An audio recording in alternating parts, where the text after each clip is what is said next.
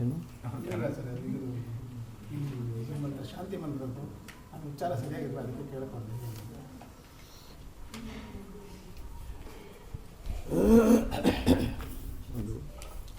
ನೀರು ಕುಡಿ. ಅವ್ರು ಕೇಳಕ್ಕೆ ಕೊಡ್ತಾರೆ ಆಚಾರ ಕುಡಿಲಿಕ್ಕೆ ಅಂತ ಹೇಳಿ ಅವ್ನು ಕೊಡ್ತಾರೆ.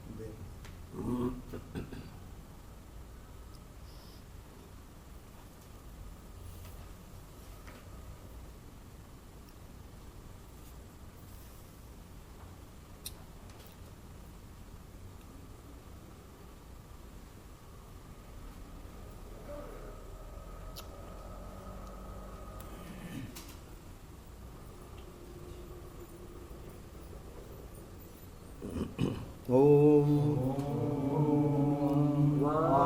मे मनसि प्रतिष्ठिता मनो मे वाचि प्रतिष्ठितम् आविराविर्मयेति वेदस्य महानि संस्कृतं मे मा प्रसीत् अनेनाधीतेनाहोरात्रान् सन्दधामि कृतं वदिष्यामि सत्यं वदिष्यामि तन्मामवतु तद्वक्तारमवतु अवतु माम् अवतु वक्तारमवतु वक्तारम् ॐ शान्ति शान्ति शान्तिः ॐ सहनावतु सहनौ भुनक्तु सह वीर्यङ्करवावहै तेजस्विनावधीतमस्तु मा विद्विषावहै ॐ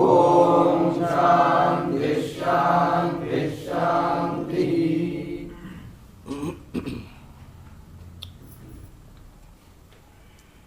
ನಾವು 10 ಮಂತ್ರಗಳನ್ನು ಈ 2 ದಿವಸದಲ್ಲಿ 7, 8, 9 ನೀವು 11ನೇ ಮಂತ್ರ ಜಯತಾಮಿವ ತನ್ಯತುಃ ಮರುತಾಂ ಏತಿ ತೃಷ್ಣುಯಾಂ ಯಚ್ಛುಭಂ ಯಾಥನಾ ನರಃ. ಇದಕ್ಕೆ ನಾನು ಪ್ರಚಲಿತವಾದ ಅರ್ಥವನ್ನು ನಿನ್ನೆ ಸಂಕ್ಷೇಪವಾಗಿ ಹೇಳಿದ್ದೆ. ಮರುತ್ತುಗಳು ಅಂದರೆ ವಿಶ್ವ ದೇವತೆಗಳು, ಸಮಸ್ತ ದೇವತೆಗಳು. ಅವರು ಶುಭಂ ಯಾಥನ, ಶುಭ ಅಂದರೆ ಇವ್ನು ಮಾಡೋದಕ್ಕೆ ಯಜ್ಞ, ಶುಭಕರ್ಮ. ನೀವು ಯಜ್ಞಕ್ಕೆ ಬರ್ತೀರಿ, ಬರುವಾಗ ನೀವು ಬರುವ ಸದ್ದು ಉಂಟಲ್ಲ, ಮನುತಾಂ ತನ್ಯತು. ತನ್ಯತು ಅಂದರೆ ತನು ಇಸ್ತಾರೆ ಅಂತ ಯಾವುದು ಹಬ್ಬುತ್ತೋದು ಶಬ್ದ ಅಂತ ಅರ್ಥ. ತನ್ಯತು ಅನ್ನೋದಕ್ಕೆ ಧ್ವನಿ ಅಂತ ಅರ್ಥ. ಅದು ಲೋಕದಲ್ಲಿ ಇಲ್ಲ ಆ ಶಬ್ದ. ತನು ವಿಸ್ತಾರೆ ಅಂತ ಧಾತು. ತನ್ಯತು ತನೋತೀತಿ ತನ್ಯತು. ಅದು ಧೃಷ್ಣುಯೋ ಏತಿ, ಆ ಧ್ವನಿ ಧೈರ್ಯವಾಗಿ ಬರ್ತಾ ಇದೆ. ಹಾಗೆ ಅಂದರೆ ಜಯತಾಮೇವ ತನ್ಯತು, ಯುದ್ಧದಲ್ಲಿ ಗೆದ್ದವರ ಧ್ವನಿಯಂತೆ. ಒಟ್ಟು ಏನು ಹೇಳ್ತಾರೆ ಅಂತ ಅನ್ನೋದು ಅವರಿಗೆ ಗೊತ್ತುಂಟೋ ಇದು ನನಗೊತ್ತಿಲ್ಲ. ಹಾಗಾಗಿ ಯಜ್ಞಕ್ಕೆ ಬರುವ ದೇವತೆಗಳ ಸದ್ದು, ಅದು ಯಾಕೆ ಸದ್ದು ಮಾಡ್ತಾರೋ ಬರುವಾಗ ಅದು ಗೊತ್ತಿಲ್ಲ ನನಗೆ. ಮತ್ತು ಏನು ಸದ್ದು ಮಾಡ್ತಾರೋ ಅದು ಗೊತ್ತಿಲ್ಲ. ಅದು ಯುದ್ಧದಲ್ಲಿ ಗೆದ್ದವರ ಸದ್ದಿನಂತೆ ಆ ಸದ್ದು ಕೇಳ್ತದೆ. ಅದು ಆ ಸದ್ದಿನ ಜೊತೆಗೆ ಅವ್ರು ಬರ್ತಾರೆ. ಆ ಸದ್ದು ಬರ್ತಾ ಇದೆ ಅಂತ ಅವರು ಅಲ್ಲ, ಧ್ವನಿ ಏತಿ ತನ್ಯತು ಏತಿ. ಅವ್ರು ಬರುವುದಕ್ಕಿಂತಲೂ ಅವರು ಬರುವಾಗ ಅವ್ರು ಬರೋ ಸದ್ದು ಕೇಳಿಸ್ತಾ ಇದೆ ನೀವು ಬರುವುದು ಅಂತ ಹೇಳ್ತಾರೆ ನಾವು. ಇದು ಸಾಯಣಾದಿಗಳು ಮಾಡಿರತಕ್ಕಂಥ ಅರ್ಥ. ಏನು ಸದ್ದು, ಯಾವುದರ ಸದ್ದು? ಅವ ಏನು ರಸ್ತೆ ಅನಿವನ್ನಾಗಿದ್ದು ತಾರಿಗಿರು ಹಾಕದ ರಸ್ತೆಯಲ್ಲಿ ಅವ್ರು ಗಾಡಿ ಓಡಿಸ್ಕೊಂಡು ಬಂದಾಗ ಸದ್ದಾಗುತ್ತೆ. ಏನು ಸದ್ದಾಗುತ್ತೆ?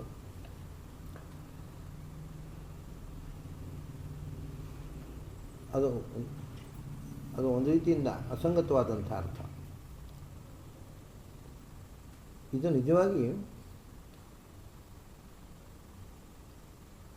ದೇವತೆಗಳು ಒಳಗಿನ ಪ್ರಪಂಚದಲ್ಲಿ ನಮ್ಮನ್ನು ಭಗವಂತ, ಅವರು ಬರುವುದಲ್ಲ, ನಮ್ಮನ್ನು ಭಗವಂತ ಕಡೆ ಕರ್ಕೊಂಡು ಹೋಗುವುದು, ಅದರ ವರ್ಣನೆ ಇದು. ಇದು ಅಂತರಂಗ ಪ್ರಪಂಚದ ಯಾನ. ಯಜ್ಞದಲ್ಲಿ ಅವ್ರು ಬರುವುದಲ್ಲ. ಯಜ್ಞದಲ್ಲಿ ಕೂಡ ಇದು ಅವ್ರು ಬರುವ ಶಬ್ದ ಅಲ್ಲೇ ಅಲ್ಲ. ಯಜ್ಞ ಮಾಡೋದಾದರೂ ಒಳಗಿಂದ ಭಗವಂತನ ಕಡೆಗೆ ಹೋಗಬೇಕು ಅಂತ ಉದ್ದೇಶದಿಂದ ಅಲ್ವ. ಆದ್ದರಿಂದ ಏನು ಅಂದರೆ ಶುಭಂ ಯಾಥನಾ, ಯಚ್ಛುಭಂ ಯಾಥನಾ ನರಹ. ಇಲ್ಲಿ ನರಹ ಅಂತ ಸಂಬೋಧನೆ ಇದೆ. ನರಹ ಅಂತನ್ನುವಂಥದ್ದು ನೋಡಿ, ಎರಡೂ ಕೂಡ ಅನುದಾತ್ತ ಸ್ವರ ಕೊಟ್ಟಿದ್ದಾರೆ. ಪದಪಾಠ ನೋಡಿದರೆ ನಿಮಗೆ ಗೊತ್ತಾಗುತ್ತೆ. ಇದನ್ನು ಮೂಲದಲ್ಲಿ ಸಂಹಿತಾ ಪಾಠದಲ್ಲಿ ಅದು ಸ್ವರ ಬೇರೆ ಆಗುತ್ತೆ, ನಿಮಗೆ ಅದನ್ನು ಅನುದಾತ್ತ ಅಂತ ಗೊತ್ತಾಗುತ್ತೆ ಪದಪಾಠದಲ್ಲಿ. ನರಹ ಅನ್ನೋದಕ್ಕೆ ಎರಡು ಅನುದಾತ್ತ. ಅನುದಾತ್ತ ಯಾಕೆ ಅಂತಂದರೆ, ಅನುದಾತ್ತ ಆಗುವುದು ಅದು ಸಂಬೋಧನೆ ಆದರೆ ಮಾತ್ರ. ಇಲ್ಲದೇ ಇದ್ದರೆ ಅದನ್ನು ಎರಡೂ ಅನುದಾತ್ತ ಆಗುವುದೇ ಇಲ್ಲ. ಯಾವ ಒಂದು ಉದಾತ್ತ ಒಂದು ಅನುದಾತ್ತ ಆಗುತ್ತೆ. ಅದು ಉದಾತ್ತ ಅದರಿಂದ ಶಬ್ದಗಳನ್ನು ವಿಭಾಗ ಮಾಡುವಾಗ ಅದನ್ನು ಉಳಿದದ್ದೆಲ್ಲ ಅನುದಾತ್ತ. ಅನುದಾತ್ತಂ ಪದಂ ಏಕವರ್ಗಂ. ಇಡೀ ಶಬ್ದದಲ್ಲಿ ಒಂದು ಉದಾತ್ತ ಇರುತ್ತೆ, ಅದು ಉಳಿದದ್ದೆಲ್ಲ ಅನುದಾತ್ತ. ಅದು ಉದಾತ್ತನ್ನು ಆದಿ ಇರ್ಬೋದು, ಅದಕ್ಕೆ ಆದ್ಯುದಾತ್ತ, ಮಧ್ಯೋದಾತ್ತ, ಅಂತೋದಾತ್ತ ಅಂತ ಶಬ್ದಗಳನ್ನು ವಿಭಾಗ ಮಾಡ್ತಾರೆ. ಇಲ್ಲಿ ಆದಿ ಇಲ್ಲೂ ಇಲ್ಲ, ಅಂತ್ಯದಲ್ಲೂ ಇಲ್ಲ, ಇದಕ್ಕೆ ಮಧ್ಯೆ ಇಲ್ಲೇ ಇಲ್ಲ. ಯಾಕೆ ಇಲ್ಲ ಅಂದರೆ ಇದು ಅನುದಾತ್ತ ಪೂರ್ತಿ ಅನುದಾತ್ತ. ನಿಘಾತ ಅಂತ ಹೇಳ್ತಾರೆ. ಎಲ್ಲ ಅಕ್ಷರಗಳು ಅನುದಾತ್ತ ಆದರೆ ಅದಕ್ಕೆ ನಿಘಾತ ಸ್ವರ ಅಂತ ಹೆಸರು. ಅದು ಸಂಬೋಧನೆಗೋಸ್ಕರ ಇವರು ಸಂಬೋಧನೆ ಮಾಡುವಾಗ ಒತ್ತು ಕೊಟ್ಟು ಕರೆಯೋರು. ಹಿಂದೆ ಇಲ್ಲಿ ಬಲದೆ ಮರುತಃ ನರಹ ಅಂದರೆ ಅವನಿಗೇನು ನರಹ ಅನ್ನೋದಕ್ಕೆ ನಯಂತೀತಿ ನರಹ ಅಂತ ಕರ್ಕೊಂಡು ಹೋಗೋರು ಅಂತಲೇ ಅರ್ಥ. ಆ ವಿಶೇಷ ಬಂದು ನಮ್ಮನ್ನು ಯತ್ ಶುಭಂ ಯಾಥನಾ, ಹೇ ನರಹ ಅಂದರೆ ನಮ್ಮ ನಾಯಕರಾಗಿ ನಮ್ಮನ್ನು ಕರ್ಕೊಂಡು ಹೋಗುವವರೇ. ನರಹ ಅಂದರೆ ನೇತಾರಹ, ನಮ್ಮನ್ನು ಕರ್ಕೊಂಡು ಹೋಗುವವರು. ಎಲ್ಲಿಗೆ? ಶುಭಂ ಪ್ರತಿ. ಶುಭ ಅಂದರೆ ಏನು? ಶುಭ ಅಂತಂದರೆ ಒಳಿತಾದ್ದು ಅಂತನ್ನುವುದು ಲೋಕದ ಅರ್ಥ. ಆದರೆ ಅತ್ಯಂತ ಒಳಿತಾದದ್ದು ಯಾವುದು? ಮುಖ್ಯಾರ್ಥ ತಗೊಳ್ಳೋಣ ನೋಡಿ. ಶು ಅಂದರೆ ಸುಖ ಅಂತ ಅರ್ಥ ಸಂಸ್ಕೃತದಲ್ಲಿ. ಶು ಅಂದರೆ ಆನಂದ. ಆನಂದದಿಂದ ಭಾತಿ ಬೆಳಗುವಂಥದ್ದು ಅಂದರೆ ಆನಂದ ಸ್ವರೂಪವಾದದ್ದು. ಅದು ಶುಭ ಶಬ್ದದ ಅರ್ಥ. ಲೋಕದಲ್ಲಿ ನಾವು ಶುಭ ಅಂದರೆ ಏನು? ಯಾವುದು ನಮಗೆ ಆನಂದ ಕೊಡುತ್ತೋ ಅದು ಶುಭ, ಯಾವುದು ದುಃಖ ಕೊಡುತ್ತೋ ಅದು ಅಶುಭ, ಇಷ್ಟೇ. ಅದನ್ನು ಶುಭಂ ಅಂದರೆ ಆನಂದಮಯವಾದದ್ದು ಅಂತ ಅರ್ಥ. ಅವರು ಯಜ್ಞ ಅಂತ ಅರ್ಥ ಬರೀತಾರೆ. ಯಜ್ಞ ಆನಂದಮಯ ಆಗುವುದು ಯಾಕೆ? ಯಜ್ಞ ಸ್ವತಃ ಆನಂದಮಯ ಅಲ್ಲ. ಅಗ್ನಿಮುಗ್ಧ ಧೂಮತಾಂತ, ಬೆಂಕಿ ಮೈಸೂಡಿಸ್ಕೊಂಡು ಹೊಗೆ ತಿನ್ನೋದು ಆನಂದಮಯ ಅಲ್ಲ. ಅದು ಸ್ವರ್ಗಾಖ್ಯವಾದ ಆನಂದವನ್ನು ಕೊಡುತ್ತೆ ಅನ್ನೋದ್ರಿಂದ ಅದು ಆನಂದಮಯ. ಅದು ಆನಂದಕ್ಕೆ ಸಾಧನ ಆಗುತ್ತೆ ಅನ್ನೋದ್ರಿಂದ ಅದು ಆನಂದಮಯ. ನಾವು ಎಂಥದ್ದು ಕೈ ಕೆಸರಾದರೆ ಬಾಯಿ ಮೊಸರು ಅಂತ ಹೇಳ್ತಾರೆ. ಹಾಗೆ ಕಷ್ಟಪಡುವುದರಿಂದ ಆನಂದ ಸಿಗುತ್ತೆ ಅಂತ ಕಷ್ಟ ಮಾಡೋದು. ಹಾಗೆ ಯಜ್ಞ ಅನ್ನೋದು ಒಂದು ಕ್ಲಿಷ್ಟವಾದ ಕ್ರಿಯೆ, ಅದು ಆನಂದವನ್ನು ಕೊಡುತ್ತೆ ಅಂತ ಅನ್ನೋದಕ್ಕೋಸ್ಕರ ಅದು ಶುಭ. ನಿಜವಾದ ಆನಂದ ಸ್ವರೂಪನಾದವ ಇರುವಾಗ ನಮಗೆ ಶುಭ. ಶುಭಂ ಯಾಥನಾ ಅಂದರೆ ಭಗವಂತನನ್ನು ಕುರಿತು ಹೋಗ್ತೀರಿ ನೀವು, ಅವರು ಹೋಗೋದಲ್ಲ. ನರಹ ನೀವು ನೇತಾರರಾಗಿ ಹೋಗ್ತೀರಿ ಅಂದರೆ ನಮ್ಮನ್ನು ಕರ್ಕೊಂಡು ಹೋಗ್ತೀರಿ ಅಂತ. ನೀವು ಭಗವಂತನೆಡೆಗೆ ನಮ್ಮನ್ನು ಕರ್ಕೊಂಡು ಹೋಗುವಾಗ ಅದು ಹೊರಗಿನ ಪ್ರಪಂಚದಲ್ಲಿ ಅಲ್ಲ. ಅಂದರೆ ಧ್ಯಾನದ ಸ್ಥಿತಿಯಲ್ಲಿ ನಾವು ಧ್ಯಾನ ಮಾಡುವಾಗ ನಮ್ಮ ಮನಸ್ಸಿನಲ್ಲಿ ಭಗವಂತ ಗೋಚರ ಆಗಬೇಕಲ್ಲ. ಆದರೆ ಭಗವಂತನೆಡೆಗೆ ಹೋಗೋದು, ಮನಸ್ಸಿನಲ್ಲಿ ಭಗವಂತ ಬಂದು ನೆಲೆಸಬೇಕು. ಭಗವಂತನೆಡೆಗೆ ಭಗವಂತ ನಮಗೆ ಒಳಗಿನಿಂದ ಕಾಣಿಸ್ಕೊಳ್ಬೇಕಾಗಿದ್ದರೆ ನಮ್ಮ ತತ್ವಾಭಿಮಾನ ದೇವತೆಗಳು ಅದಕ್ಕೆ ಸಹಾಯ ಮಾಡಬೇಕು. ಮನೋಭಿಮಾನಿ ಎಲ್ಲ ಇಂದ್ರಿಯಾಭಿಮಾನ ದೇವತೆಗಳು, ತತ್ವಾಭಿಮಾನ ದೇವತೆಗಳು ಕರ್ಕೊಂಡು ಹೋಗಬೇಕು. ಅದಕ್ಕೆ ಅವನು ಪರಿವಾರತೆಯ ಪೂಜೆ ಮಾಡೋದು. ನೀವು ಪರಿವಾರದವರು, ನೀವು ಭಗವಂತನಂತ ನಮ್ಮನ್ನು ಕರ್ಕೊಂಡು ಹೋಗಿ. ಹಾಗೆ ನೀವು ನಮ್ಮ ನಾಯಕರಾಗಿ ನಮ್ಮನ್ನು ಭಗವಂತನ ಎಡೆಗೆ ನೀವು ಕೊಂಡೊಯ್ತೀರಿ ಅಲ್ವಾ, ಆಗ ತನ್ಯತು ಆಗ ಮರುತಾಂ ತನ್ಯತು, ನಮ್ಮ ಅಂತರಂಗದ ನಿಯಾಮಕರಾಗಿ ನಮಗೆ ಬದುಕು ಕೊಟ್ಟಂತಹ ದೇವತೆಗಳ ಧ್ವನಿ. ಏನು ಧ್ವನಿ ಆಗುತ್ತೆ? ಎರಡು ವಿಧವಾದ ಧ್ವನಿ ಇದೆ ಒಳಗೆ. ಒಂದು ಹೊರಗಿನಿಂದ ಕರ್ಕೊಂಡು ಹೋಗುವಾಗಲೂ ಕೂಡ ಇರೋದು. ಏಹ್ಯೇಹೀತಿತಮಾಹುತ ಯಸ್ಸು ವರ್ಚಸಃ ಯಜಮಾನಂ ವಹಂತಿ ಸೂರ್ಯದ್ವಾರೇಣ ರಶ್ಮಿಭಿಃ ಯಜಮಾನಂ ವಹಂತಿ. ಆವಾಗ ಪ್ರಿಯಾಂ ವಾಚಂ ಅಭಿವದಂತ್ಯಃ ಏಷವಸ್ಸುಗತಸ್ಯ ಪಂಥ ಏಷವಸ್ಸುಗತೋ ಬ್ರಹ್ಮಲೋಕಃ. ನೀನು ಭಗವಂತನನ್ನು ಕಂಡುಬಿಟ್ಟಿಯಪ್ಪ, ಭಗವಂತನನ್ನು ಕಾಣುವ ಭಾಗ್ಯ ನಿನ್ನದಾಯಿತು ಅಂತ ಹೇಳಿಕೊಂಡು ಕರ್ಕೊಂಡು ಹೋಗ್ತಾರೆ ಅಂತ ಅಲ್ಲಿದೆಯಲ್ಲ, ಅದು ಧ್ವನಿ. ತದ್ಧ್ವನಿ ಹಿಂದೆ ತತ್ವಾಭಿಮಾನ ದೇವತೆಗಳು ಬಾ ನಿಮಗೆ ದೇವರನ್ನು ತೋರಿಸ್ತೀವಿ ಬಾ ಅಂತ ಒಳಗಿಂದ ಕರ್ಕೊಂಡು ಹೋಗುವಂಥ ಅದು ಒಂದು ಧ್ವನಿ. ಆದರೆ ಇಲ್ಲೊಂದು ವಿಶೇಷ ಇದೆ ನೋಡಿ. ಏನು ಅಂದರೆ ಆಚಾರ್ಯರ ಭಾಷ್ಯ ಒಂದು ಸ್ವಲ್ಪ ವಿಚಿತ್ರವಾಗಿದೆ ಇಲ್ಲಿ. ಏನು ಅಂದರೆ ಜಯತಾಮಿವ ತದ್ಧ್ವನಿ ಧೈರ್ಯಾದ್ಯಾತಿ ಯದಾ ವಿಷ್ಣು ವಾಯುಂ ವಾ ಯಾಥನೋತ್ತಮ. ಇಲ್ಲಿ ವಿಷ್ಣುಂ ವಾಯುಂ ವಾ ಶುಭ ಅನ್ನೋದಕ್ಕೆ ಎರಡು ಅರ್ಥ ಬರೋದು. ಒಂದೋ ನಾರಾಯಣನ ಬಳಿಗೆ ಪಯಣ, ಒಂದೋ ವಾಯುದೇವರ ಬಳಿಗೆ ಪಯಣ. ಇಬ್ಬರು ಶುಭ. ಯಾಕೆಂದರೆ ಇವರು ಜೀವರಲ್ಲಿ ಆನಂದ ಸ್ವರೂಪ,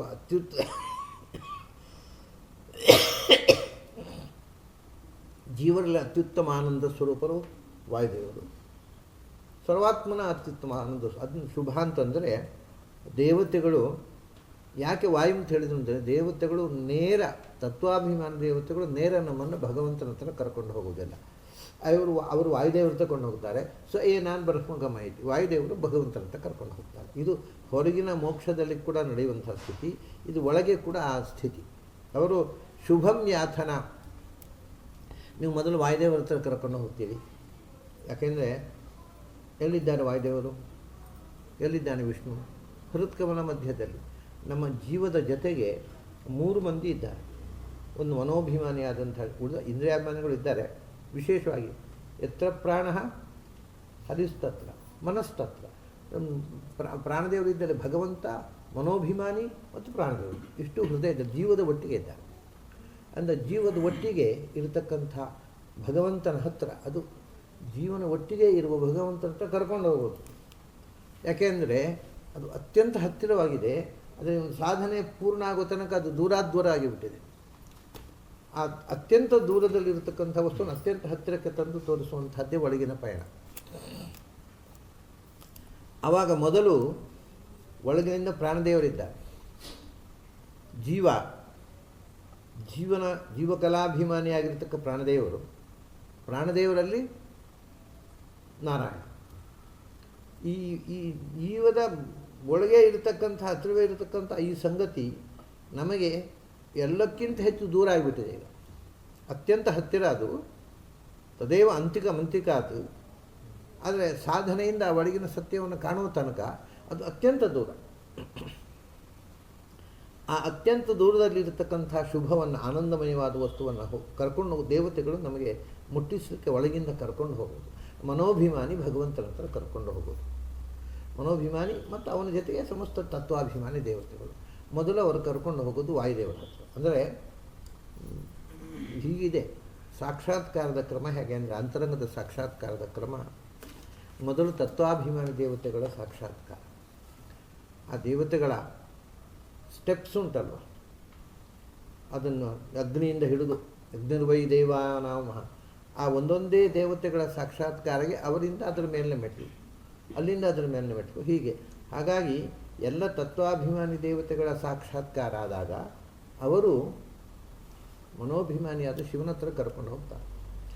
ಶಿವ ಏನು ಮಾಡ್ತಾನೆ, ವಾಯುವಿನ ಹತ್ರ ಕರ್ಕೊಂಡು ಹೋಗ್ತಾನೆ. ಇವರೆಲ್ಲ ಒಟ್ಟಿಗೆ ಸೇರಿ ಶಿವನ ನೇತೃತ್ವದಲ್ಲಿ ಎಲ್ಲ ತತ್ವಾಭಿಮಾನಿ ದೇವತೆಗಳು ಜೀವನನ್ನು ವಾಯುವಿನ ಹತ್ರ, ಅಂದರೆ ಜೀವಕ್ಕೆ ವಾಯುತತ್ವದ ಅನುಭೂತಿ ಆಗ್ತಿದೆ ಅಷ್ಟೇ. ಇರೋದು ಕರ್ಕೊಂಡು ಹೋಗೋದು ಅಲ್ಲೇ ಉಂಟಲ್ಲ, ಅಲ್ಲೇ ಇದ್ದರೆ ಆ ಡಿಸ್ಟೆನ್ಸ್ ಹೋಗೋದು ಯಾವಾಗ ಅರಿವು ಬಂದಾಗ ವಾಯುತತ್ವದ ಹತ್ತಿರ ಕರ್ಕೊಂಡು ಹೋಗ್ತಾರೆ. ವಾಯುತತ್ವದ ಸಾಕ್ಷಾತ್ ಮೊದಲು, ಅದಕ್ಕಿಂತ ಮೊದಲು ಇರ್ತಕ್ಕಂಥ ಎಲ್ಲ ದೇವತೆಗಳ ತತ್ವಾಭಿಮಾನಿ ದೇವತೆಗಳ ಸಾಕ್ಷಾತ್ಕಾರ ಆಗಿ, ಅಲ್ಲಿಂದ ವಾಯುತತ್ವದ ಸಾಕ್ಷಾತ್ಕಾರ ಆಗಿ, ವಾಯುತತ್ವದ ಸಾಕ್ಷಾತ್ಕಾರದ ಮೂಲಕ ಭಗವಂತನ ಸಾಕ್ಷಾತ್ಕಾರ. ಇದು ಆಫ್ಟರ್ ಸೆಲ್ಫ್ ರಿಯಲೈಸೇಷನ್ ಅಲ್ವಾ ಸರ್? ಸೆಲ್ಫ್ ರಿಯಲೈಸೇಷನ್ ಆದಮೇಲೆ, ಸೆಲ್ಫ್ ರಿಯಲೈಸೇಷನ್ ಆದ ಮೇಲೂ ಹೌದು. ಆ ಸೆಲ್ಫ್ ರಿಯಲೈಸೇಷನ್ನ ಮೊದಲು ಧ್ಯಾನದ ಸ್ಥಿತಿಯಲ್ಲೂ ಹೌದು. ಈಗ ನಾನು ಹೇಳ್ತಾ ಇರೋದು ಧ್ಯಾನದ ಸ್ಥಿತಿಯಲ್ಲಿ. ಧ್ಯಾನದ ಸ್ಥಿತಿಯಲ್ಲಿ ಧ್ಯಾನ ಮಾಡ್ತಾ ಇದ್ದಾನೆ. ಧ್ಯಾನ ಅಂದರೆ ರಿಯಲೈಸೇಷನ್ ಅಲ್ಲ. ಧ್ಯಾನ ಅಂದರೆ ಮಾನಸ ದರ್ಶನ ಅಷ್ಟೇ. ಆ ಮಾನಸ ದರ್ಶನದಲ್ಲಿ ಅವನು ಈ ಒಂದೊಂದೇ ಹಂತದಲ್ಲಿ ಅವರನ್ನು ಪ್ರಾರ್ಥನೆ ಮಾಡಿ ಆ ತತ್ವಾಭಿಮಾನ ದೇವತೆಗಳ ಮೂಲಕ ಅವರು ವಾಯುತತ್ವದ ಹತ್ರ ಇದು ಅಂದರೆ ಇದು ಅವನಿಗೆ ಒಳಗಿನಿಂದ ಕಾಣತಕ್ಕಂಥ ಅಂಶ. ಚಿಂತನೆ ಅಲ್ಲಿಂದಲೇ ಶುರುವಾಗುತ್ತೆ. ಹೌದು. ಮೊದಲು ಫಸ್ಟು ಅಂದರೆ ನೀವು ರಿಯಲೈಸೇಷನ್ ತಗೊಂಡ್ರೆ ಮೊದಲು ಸೆಲ್ಫ್ ರಿಯಲೈಸೇಷನ್, ಆಮೇಲೆ ತತ್ವಾಭಿಮಾನ ದೇವತೆಗಳ ರಿಯಲೈಸೇಷನ್, ಆಮೇಲೆ ವಾಯುದೇವರ ರಿಯಲೈಸೇಷನ್. ಅವನು ಯಾಕೆಂದರೆ ಆ ಬಿಂಬ ಪ್ರತಿಬಿಂಬ ಭಾವದ ಅನುಕ್ರಮದಿಂದ ರಿಯಲೈಸೇಷನ್ ಸ್ಟೆಪ್ ಬೈ ಸ್ಟೆಪ್ ಆಗ್ತಾ ಹೋಗ್ತದೆ. ಹಾಗಾಗಿ ಈ ಮೊದಲು ಈ ಜೀವ ಅವನಿಗೆ ಆತ್ಮದ ಒಂದು ಅರಿವು ಬಂತಲ್ಲ ಧ್ಯಾನದಲ್ಲಿ ಆತ್ಮದ ಅರಿವು ಬಂತು. ಆ ಆತ್ಮನ ತತ್ವಾಭಿಮಾನ ದೇವತೆಗಳು ಆ ವಾಯು ತತ್ವದ ಕರ್ಕೊಂಡು ಹೋಗ್ತಕ್ಕಂಥ ಒಂದು ಅನುಭವವನ್ನು ಅವನು ಆ ಧ್ಯಾನದಲ್ಲಿ ಕಂಡ. ರಿಯಲೈಸೇಷನ್ನಲ್ಲೂ ಕೂಡ ಸಮಾನ. ಇದು ರಿಯಲೈಸೇಷನ್ ಆಗುವ ಮುಂಚೆ ಕೂಡ ಧ್ಯಾನದಲ್ಲಿಯೂ ಈ ಅನುಸಂಧಾನ ಉಂಟು, ಸಾಧ್ಯ ಉಂಟು. ಇದನ್ನು ಹೀಗೆ ಅನುಸಂಧಾನ ಮಾಡಿ ಕಾಣುವುದು. ವಾಯುದೇವರು ಅವನನ್ನು ಭಗವಂತನ ಹತ್ರ, ಅಂದರೆ ವಾಯುದೇವರ ಮೂಲಕ ವಾಯುವಿನಲ್ಲಿ ಅಂತರ್ಯಾಮಿಯಾಗಿರ್ತಕ್ಕಂಥ ಭಗವಂತನನ್ನು ಕಾಣುವುದು. ಇದು ಶುಭಂ ಯಾಥನ, ಶುಭವನ್ನು ಕುರಿತು ಯಾನ. ಹೋಗುತ್ತೀರಿ ನೀವು ನರಹ, ನೀವು ನಾಯಕರಾಗಿ ಹೋಗ್ತೀರಿ ಅಂದರೆ ನಮ್ಮನ್ನು ಕರ್ಕೊಂಡು ಹೋಗ್ತೀರಿ ಅಂತ ಅರ್ಥ ಅಲ್ಲಿ. ಆಗ ಧ್ವನಿ ಅಂದರೆ ಅವರು ಪ್ರೀತಿಯಿಂದ ಹೇದಿ ತಮಾಹುತೆಯ ಸುವರ್ಚಸಃ, ಬಾಪ ಬಾ ಅಂತ ಪ್ರೀತಿಯಿಂದ ಕೈ ಹಿಡಿದು ಕರ್ಕೊಂಡು ಹೋಗ್ತಾರೆ. ಅವರ ಆ ಪ್ರೀತಿಯ ಮಾತು ಧ್ವನಿ ಅದನ್ನು ಯಾಕಂದರೆ ಈ ಸಾಕ್ಷಾತ್ಕಾರದಲ್ಲಿ ಇನ್ನೊಂದು ಮುಖ ಅದು. ಒಂದು ನೋಡುವುದು, ಮತ್ತೊಂದು ಕೇಳುವುದು. ಈಗ ಅದು ಎರಡೂ ಏಕಕಾಲದಲ್ಲಿ ಆಗಬೇಕು ಅಂತ ನಿಯಮ ಇಲ್ಲ. ಇಲ್ಲಿ ಅವರು ಹೇಳೋದು ನೋಡುವುದಷ್ಟೇ ಅಲ್ಲ, ಒಳಗಿನ ಪ್ರಪಂಚದಲ್ಲಿ ದೇವತೆಗಳ ನಾದವನ್ನು ಕೇಳಬಹುದು. ತದ್ಧ್ವನಿ ಅಂತ ಉಂಟು. ಅಲ್ಲಿ ಮೊದಲು ನೀವು ಹೋಗುತ್ತೀರಿ, ಆದರೆ ಆಮೇಲೆ ತದ್ಧ್ವನಿ ಅಂತ ಧ್ವನಿ ತನ್ಯತು ಅನ್ನೋದಕ್ಕೆ ಎಷ್ಟು ಬರಿಬೇಕಿತ್ತು? ಧ್ವನಿ ಅಂತ ಬರಿಬೇಕಿತ್ತು. ತದ್ಧ್ವನಿ ಅಂದರೆ ಅವರ ಧ್ವನಿ ಅಂತ ಅರ್ಥ ಆಗುತ್ತೆ. ಅವರ ಧ್ವನಿ ಅಂತ ಹೇಳಲಿಕ್ಕೆ ಮೊದಲೇನು ಬಂದು ಶುಭಂ ಯಾಥನ ನರಹ ಅಲ್ವಾ? ಅವ್ರು ಹೇಳ್ತಾರೆ ವಿಷ್ಣುಂಬ ಯಾಥನ ಉತ್ತಮಂ. ನೀವು ವಿಷ್ಣುವಿನ ಹತ್ರ ಯಾರು ಹೋಗ್ತೀರೋ ನೀವು ನಿಮ್ಮ ಧ್ವನಿ ಅಂತ ಆಗಬೇಕಲ್ಲ. ಯದ್ ವಿಷ್ಣು ಯಾಥನ, ಏನು ನೀವು ವಿಷ್ಣುವಿನ ಹತ್ರ ನಮ್ಮನ್ನು ಕರ್ಕೊಂಡು ಹೋಗ್ತೀರಿ, ಆಗ ನಿಮ್ಮ ಧ್ವನಿ ಯುಷ್ಮಧ್ವನಿ ಅಂತ ಹೇಳಬೇಕಿತ್ತು. ತದ್ಧ್ವನಿ ಅಂತಿದೆ. ಅದು ಒಂದು ದೃಷ್ಟಿಯಿಂದ ಮೂಲದಲ್ಲಿಯೂ ಕೂಡ ಮರುತಾಂ ಧ್ವನಿ ಅಂತಿದೆ. ಸಹಜವಾಗಿ ಆಗಬಹುದು. ಆದರೆ ನೀವು ಸೂಕ್ಷ್ಮ ಯೋಚನೆ ಮಾಡಿದರೆ ಅಲ್ಲಿ ಆ ಯಾನದ ಧ್ವನಿ ಅಂತ ಅರ್ಥ ಇದೆ. ಏನು ನೀವು ಜೀವನನ್ನು ಭಗವಂತನ ಕಡೆಗೆ ಯಾನ ಕರ್ಕೊಂಡು ಹೋಗ್ತಿರೋ ಆ ಧ್ವನಿ ಅಂದರೆ ಆ ಯಾನದ ಧ್ವನಿ, ನಿಮ್ಮ ಧ್ವನಿ ಅಲ್ಲ. ಅವರದ್ದು ಧ್ವನಿಯೂ ಒಂದಾಯಿತು. ಅಷ್ಟೇ ಅಲ್ಲ, ಒಳಗಿನಿಂದ ಆ ಭಗವದ್ ಅನುಭೂತಿ ಆಗುತ್ತಲ್ಲ ಧ್ಯಾನದಲ್ಲಿ, ಆವಾಗ ಒಂದು ಧ್ವನಿ ಕೇಳಿಸುತ್ತೆ. ಅದನ್ನು ಅವರು ಹೇಳೋದು, ಅದು ಭಗವಂತನ ಕಡೆಗೆ ಮನಸ್ಸು ಪಯಣ ಮಾಡಿದಾಗ ಕೇಳುವ ಅಂತರ್ನಾದ. ಅದನ್ನೇ ನಾನ್ ವೈಬ್ರೇಟರಿ ಸೌಂಡು ಅಂತ ಹೇಳೋದು. ಅನಾಹತ ಧ್ವನಿ ಅಂತ. ಅದು ನಮಗೆ ಹೊರಗಿನ ಪ್ರಪಂಚದಲ್ಲಿ ನಾನ್ ವೈಬ್ರೇಟರಿ ಸೌಂಡು ಅಂತ ಒಂದಿಲ್ಲ. ವೈಬ್ರೇಷನ್ನಿಂದಲೇ ಸೌಂಡು. ಇದನ್ನು ನಾನ್ ವೈಬ್ರೇಟರಿ ಅಂದರೆ ಒಳಗಿನಿಂದ ಒಂದು ವಿವಿಧವಾದ ಧ್ವನಿ ಕೇಳುತ್ತದೆ. ಒಂದು ಓಂಕಾರ ಕೇಳಬಹುದು, ಅಥವಾ ಸಂಗೀತ, ಶುದ್ಧವಾದ ಸಂಗೀತ, ವೀಣೆ, ಕೊಳಲು ಕೇಳಬಹುದು, ವೇಣು ಶಂಖಧ್ವನಿ ಕೇಳಬಹುದು, ಓಂಕಾರ ಕೇಳಬಹುದು. ಅಥವಾ ಇನ್ನೊಮ್ಮೊಮ್ಮೆ ಏನಾಗುತ್ತೆ ಅಂದರೆ, ನಿಜವಾಗಿ ನಾನು ಹಾಗೆ ಹೇಳಿದೆಲ್ಲ ಹಾಗೆ ಕೇಳಿಸುತ್ತೆ ಅಂದರೆ, ರಸ್ತೆಯಲ್ಲಿ ಗಾಡಿ ಹೋಗುವಾಗ ಏನು ಸದ್ದಾಗತ್ತೆ ಅಂತಹ ಸದ್ದು ಒಳಗಿಂದ ಪ್ರಯಾಣದ ಸದ್ದು ಕೇಳ್ತದೆ. ಇದೆಲ್ಲ ತದ್ಧ್ವನಿ, ಯಾನದ ಧ್ವನಿ. ಒಳಗಿನಿಂದ ಒಂದು ರಥಯಾನದ ಧ್ವನಿ, ಅದು ರಥ ನಡ್ಕೊಂಡು ಹೋದಾಗ ಗಾಲಿ ಸುತ್ತಿದ್ದ ಧ್ವನಿ ಕೇಳುತ್ತೆ. ಅದು ಇನ್ನೂ ಸೂಕ್ಷ್ಮಕ್ಕೆ ಹೋದಾಗ ಅದು ವೀಣೆ ಧ್ವನಿಯಾಗಿ, ವೇಣುಧ್ವನಿಯಾಗಿ, ಶಂಖಧ್ವನಿಯಾಗಿ, ಕೊನೆಗೆ ಬರಿಯ ಓಂಕಾರನಾದವಾಗಿ ಕೇಳುತ್ತದೆ. ಅದನ್ನು ಅವರು ತದ್ಧ್ವನಿ ಅಂತ ಹೇಳೋದು. ಆ ಧ್ವನಿ ಅಂದರೆ ಒಳಗಿನ ಪ್ರಪಂಚದಲ್ಲಿ ಕೇಳುವ ಧ್ವನಿ. ಅದಕ್ಕೆ ಅವರು ತತ್ ಅಂತ ಹೇಳಿದ್ರು. ಇದ್ರೆ ಯುಷ್ಮಧ್ವನಿ ಅಂತ ಹೇಳಬೇಕಿತ್ತು. ದೇವತೆಗಳು ನೀವು ಹೋಗ್ತೀರಿ ನಿಮ್ಮ ಸದ್ದು ಅಂತ, ಅಂದರೆ ತದ್ಧ್ವನಿ ಅಂತ ಅಂದರೆ ಅವರ ಸದ್ದು ಅಂತ ಹೇಳೋದಕ್ಕಿಂತಲೂ ಆ ಸದ್ದು ಅಂದರೆ ಅದು ಹೊರಗಿನ ಪ್ರಪಂಚದ ಸದ್ದಲ್ಲ, ಒಳಗಿನ ಪ್ರಪಂಚದ ಧ್ವನಿ.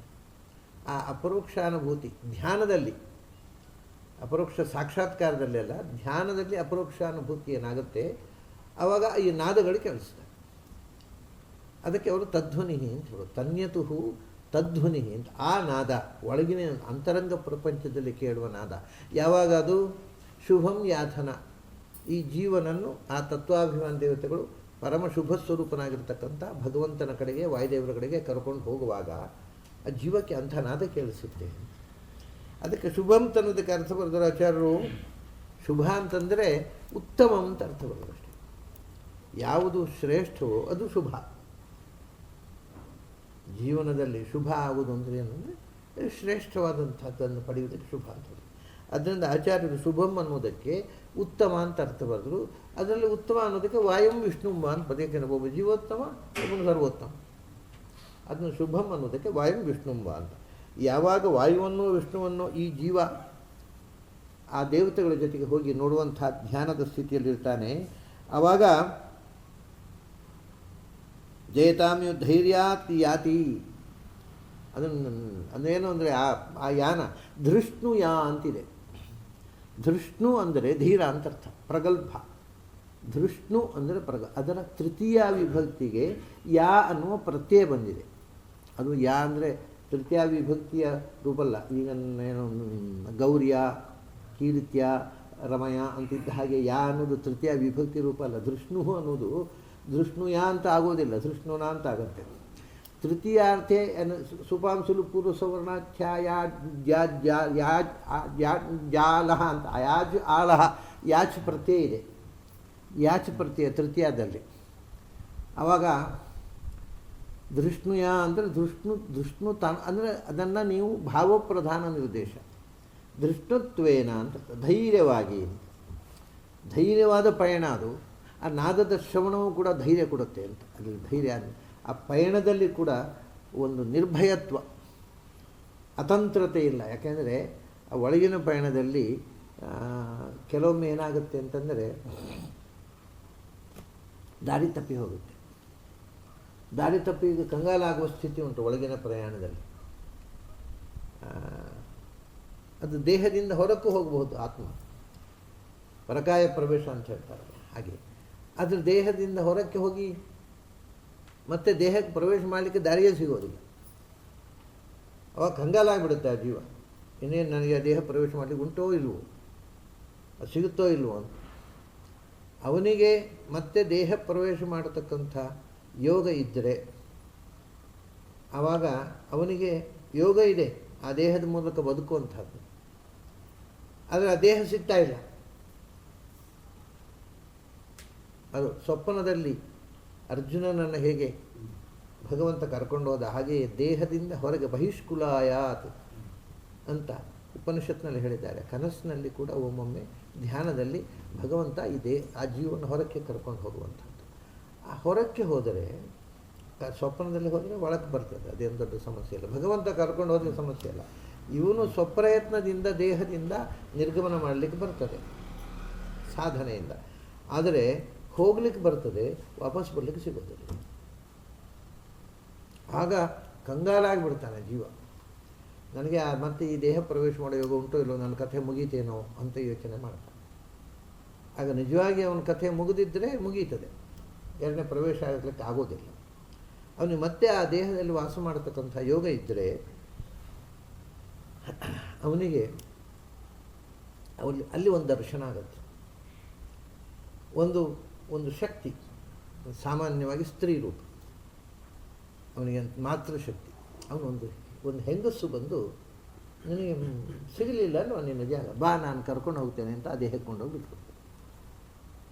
ಅದು ಯಾಕೆಂದರೆ ಇದೆಲ್ಲ ನನ್ನ ಸಾಧನೆಯಲ್ಲಿ ಎಷ್ಟೋ ಸರ್ತಿ ಕಂಗಾಲಾಗಿ ಕೈಕಾಲು ಬಿಡುವ ಪ್ರಸಂಗ ಬರುತ್ತೆ. ಇದು ಹಾಗಲ್ಲ, ಇದು ದೃಷ್ಣಯ ಅಂದರೆ ಧೈರ್ಯೇಣ ಅಂತ, ಧೈರ್ಯವಾಗಿ ತೃತೀಯ ಅಥವಾ ಪಂಚಮಿ, ಅದು ಧೈರ್ಯದಿಂದ. ಯಾಕೆಂದರೆ ಧಿಯಾ ರಮತೆ, ಅಲ್ಲಿ ಧೈರ್ಯ ಬರೀ ಆ ಜ್ಞಾನದ ಆನಂದದಲ್ಲಿ ಹೋಗ್ತಾ ಇದ್ದಾನೆ. ಭಗವದ್ ದರ್ಶನದ ಒಂದು ಆನಂದದಿಂದ ಯಾವ ಭಯವೂ ಇಲ್ಲ, ನಿರ್ಭಯತ್ವ, ಭಯಾತೀತವಾದ ಸ್ಥಿತಿ.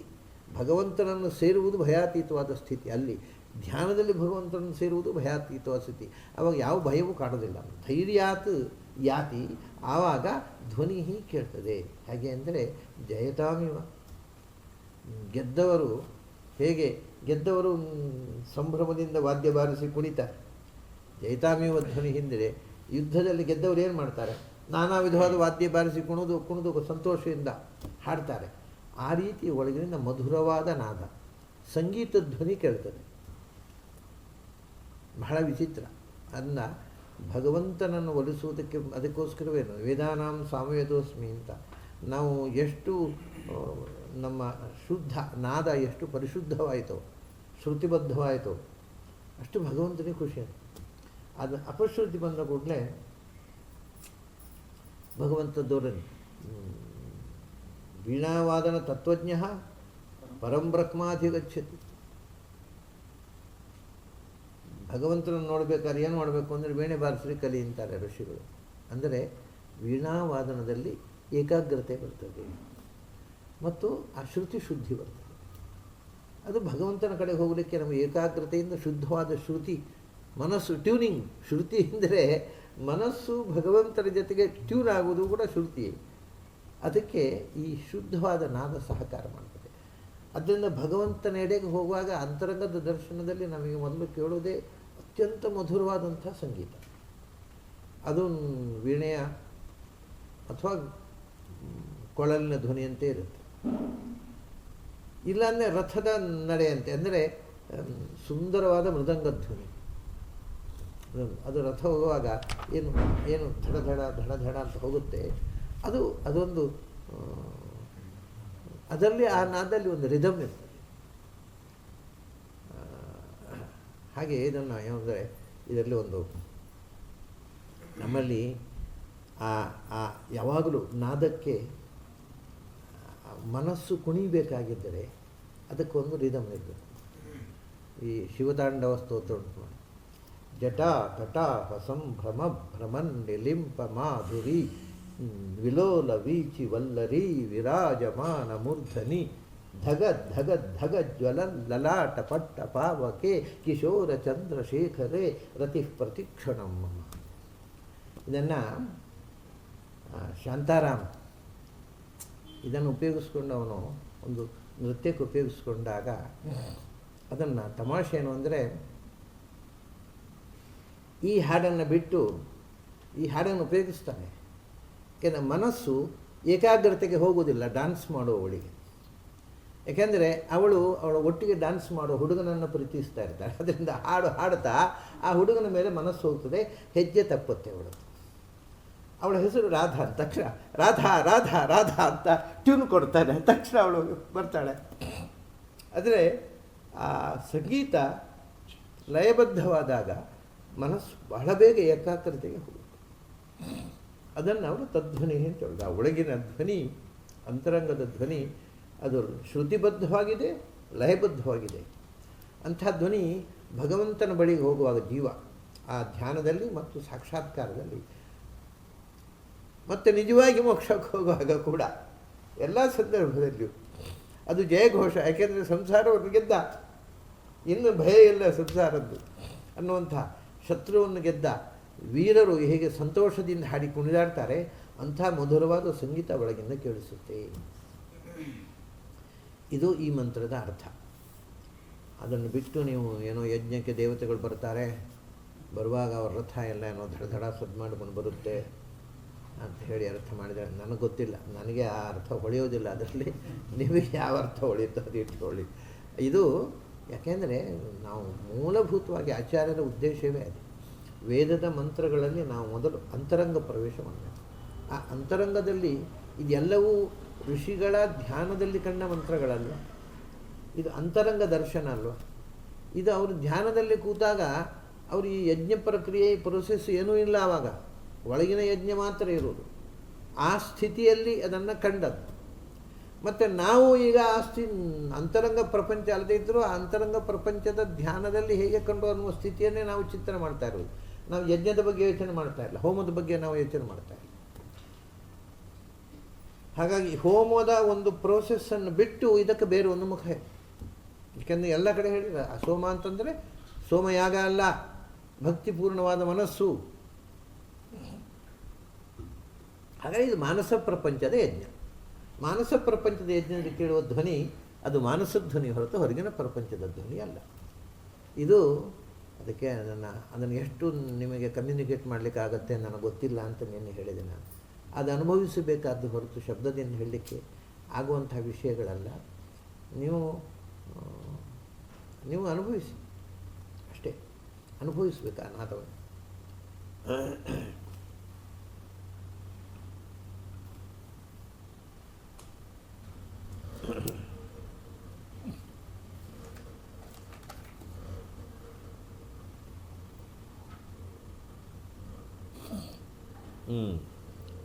ಅದು ಈಗ ನೋಡಿ ಆಚಾರ್ಯನ ಭಾಷ್ಯ.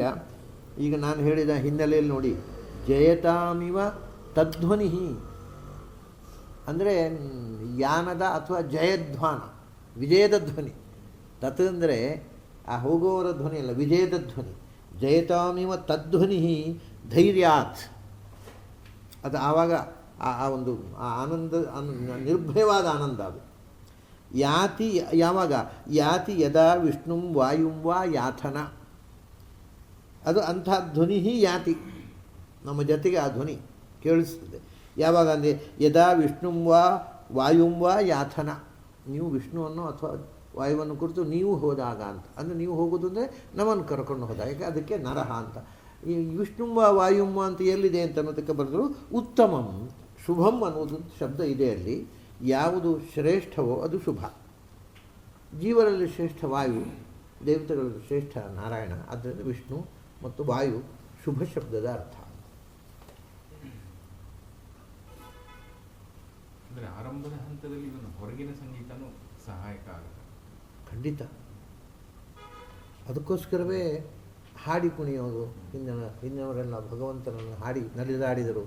ಗಾಯಂತಿ ನೃತ್ಯಂತಿ ಗೃಣಂತಿ ಅಂದರೆ ಗಾಯಂತಿ ನೃತ್ಯಂತಿ ಅಂತಂದರೆ ಆ ಹೊರಗಿನ ಗಾನ ಅನ್ನೋದು ಶ್ರುತಿಯನ್ನು, ನೃತ್ಯ ಅನ್ನೋದು ರಿದಮನ್ನು ಕಂಟ್ರೋಲ್. ಅಂದರೆ ನಾದದ ಲಯ ಮತ್ತು ಶ್ರುತಿ ಎರಡಕ್ಕೂ ಪೂರಕವಾಗಿರುತ್ತದೆ ಅದು. ಆದ್ದರಿಂದ ಅದು ಆದರೆ ಒಂದೇನು ಅಂತಂದರೆ ಇಷ್ಟು ವಿಷಯ, ಹೊರಗಿನ ಬಹಳ ಅಲ್ಲಿ ಗಾಯಂತಿ ನೃತ್ಯಂತಿ ಹಸಂತಿ ನಗ್ತಾ ಇರ್ತಾರೆ, ಒಮ್ಮೆ ಹೇಳ್ತಾರೆ.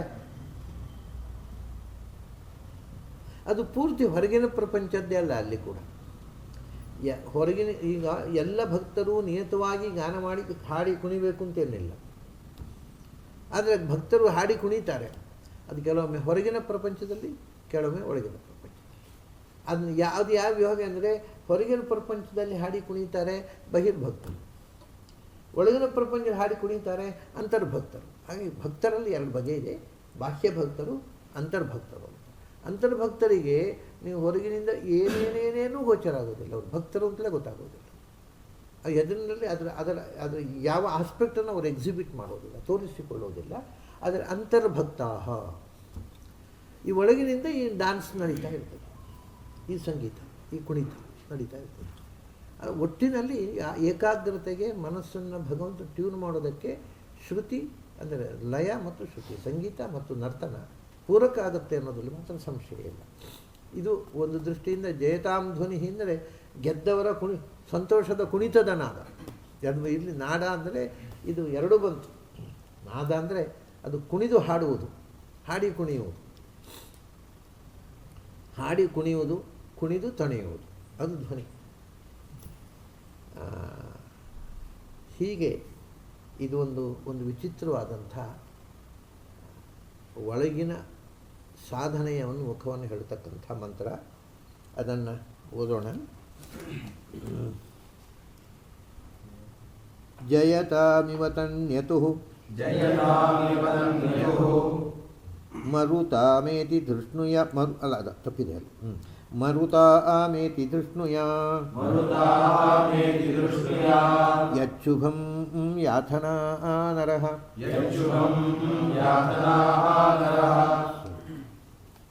ಇನ್ನು ಮುಂದೆ ಇದು ಈ ಸೆಲ್ಫ್ ರಿಯಲೈಸೇಷನ್ನಲ್ಲಿ ಆಗ್ತಕ್ಕಂಥ ಅನುಭವಗಳೆಲ್ಲನೂ ನಾವು ಮಾನಸಿಕ ಪ್ರಪಂಚದಲ್ಲೂ ಕಾಣ್ಬೋದು ಅಂತ ಆಯ್ತಲ್ಲ ಸರ್? ಹಾಂ, ಧ್ಯಾನದಲ್ಲಿ ಮೊದಲು ಕಾಣುವ ಇಷ್ಟು ಮುಂಚೆ ಮಾಡುವುದಕ್ಕೆ ಮುಂಚೆ ಪ್ರೀ ಪ್ರಾಕ್ಟೀಸ್ ಇದ್ದೀನಿ ಅಂತ ಸರ್? ಹೌದು, ಧ್ಯಾನ ಅಂದರೆ ಒಂದು ಪ್ರಾಕ್ಟೀಸೇ.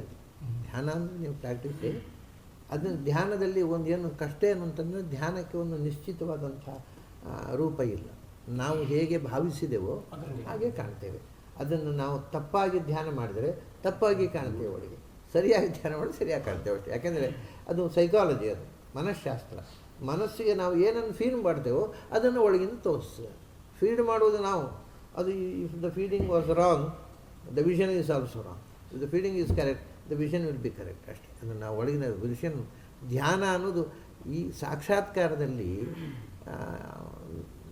ತಪ್ಪು ತಿಳುವಳಿಕೆ ಬರುವ ಪ್ರಶ್ನೆಯೇ ಇಲ್ಲ.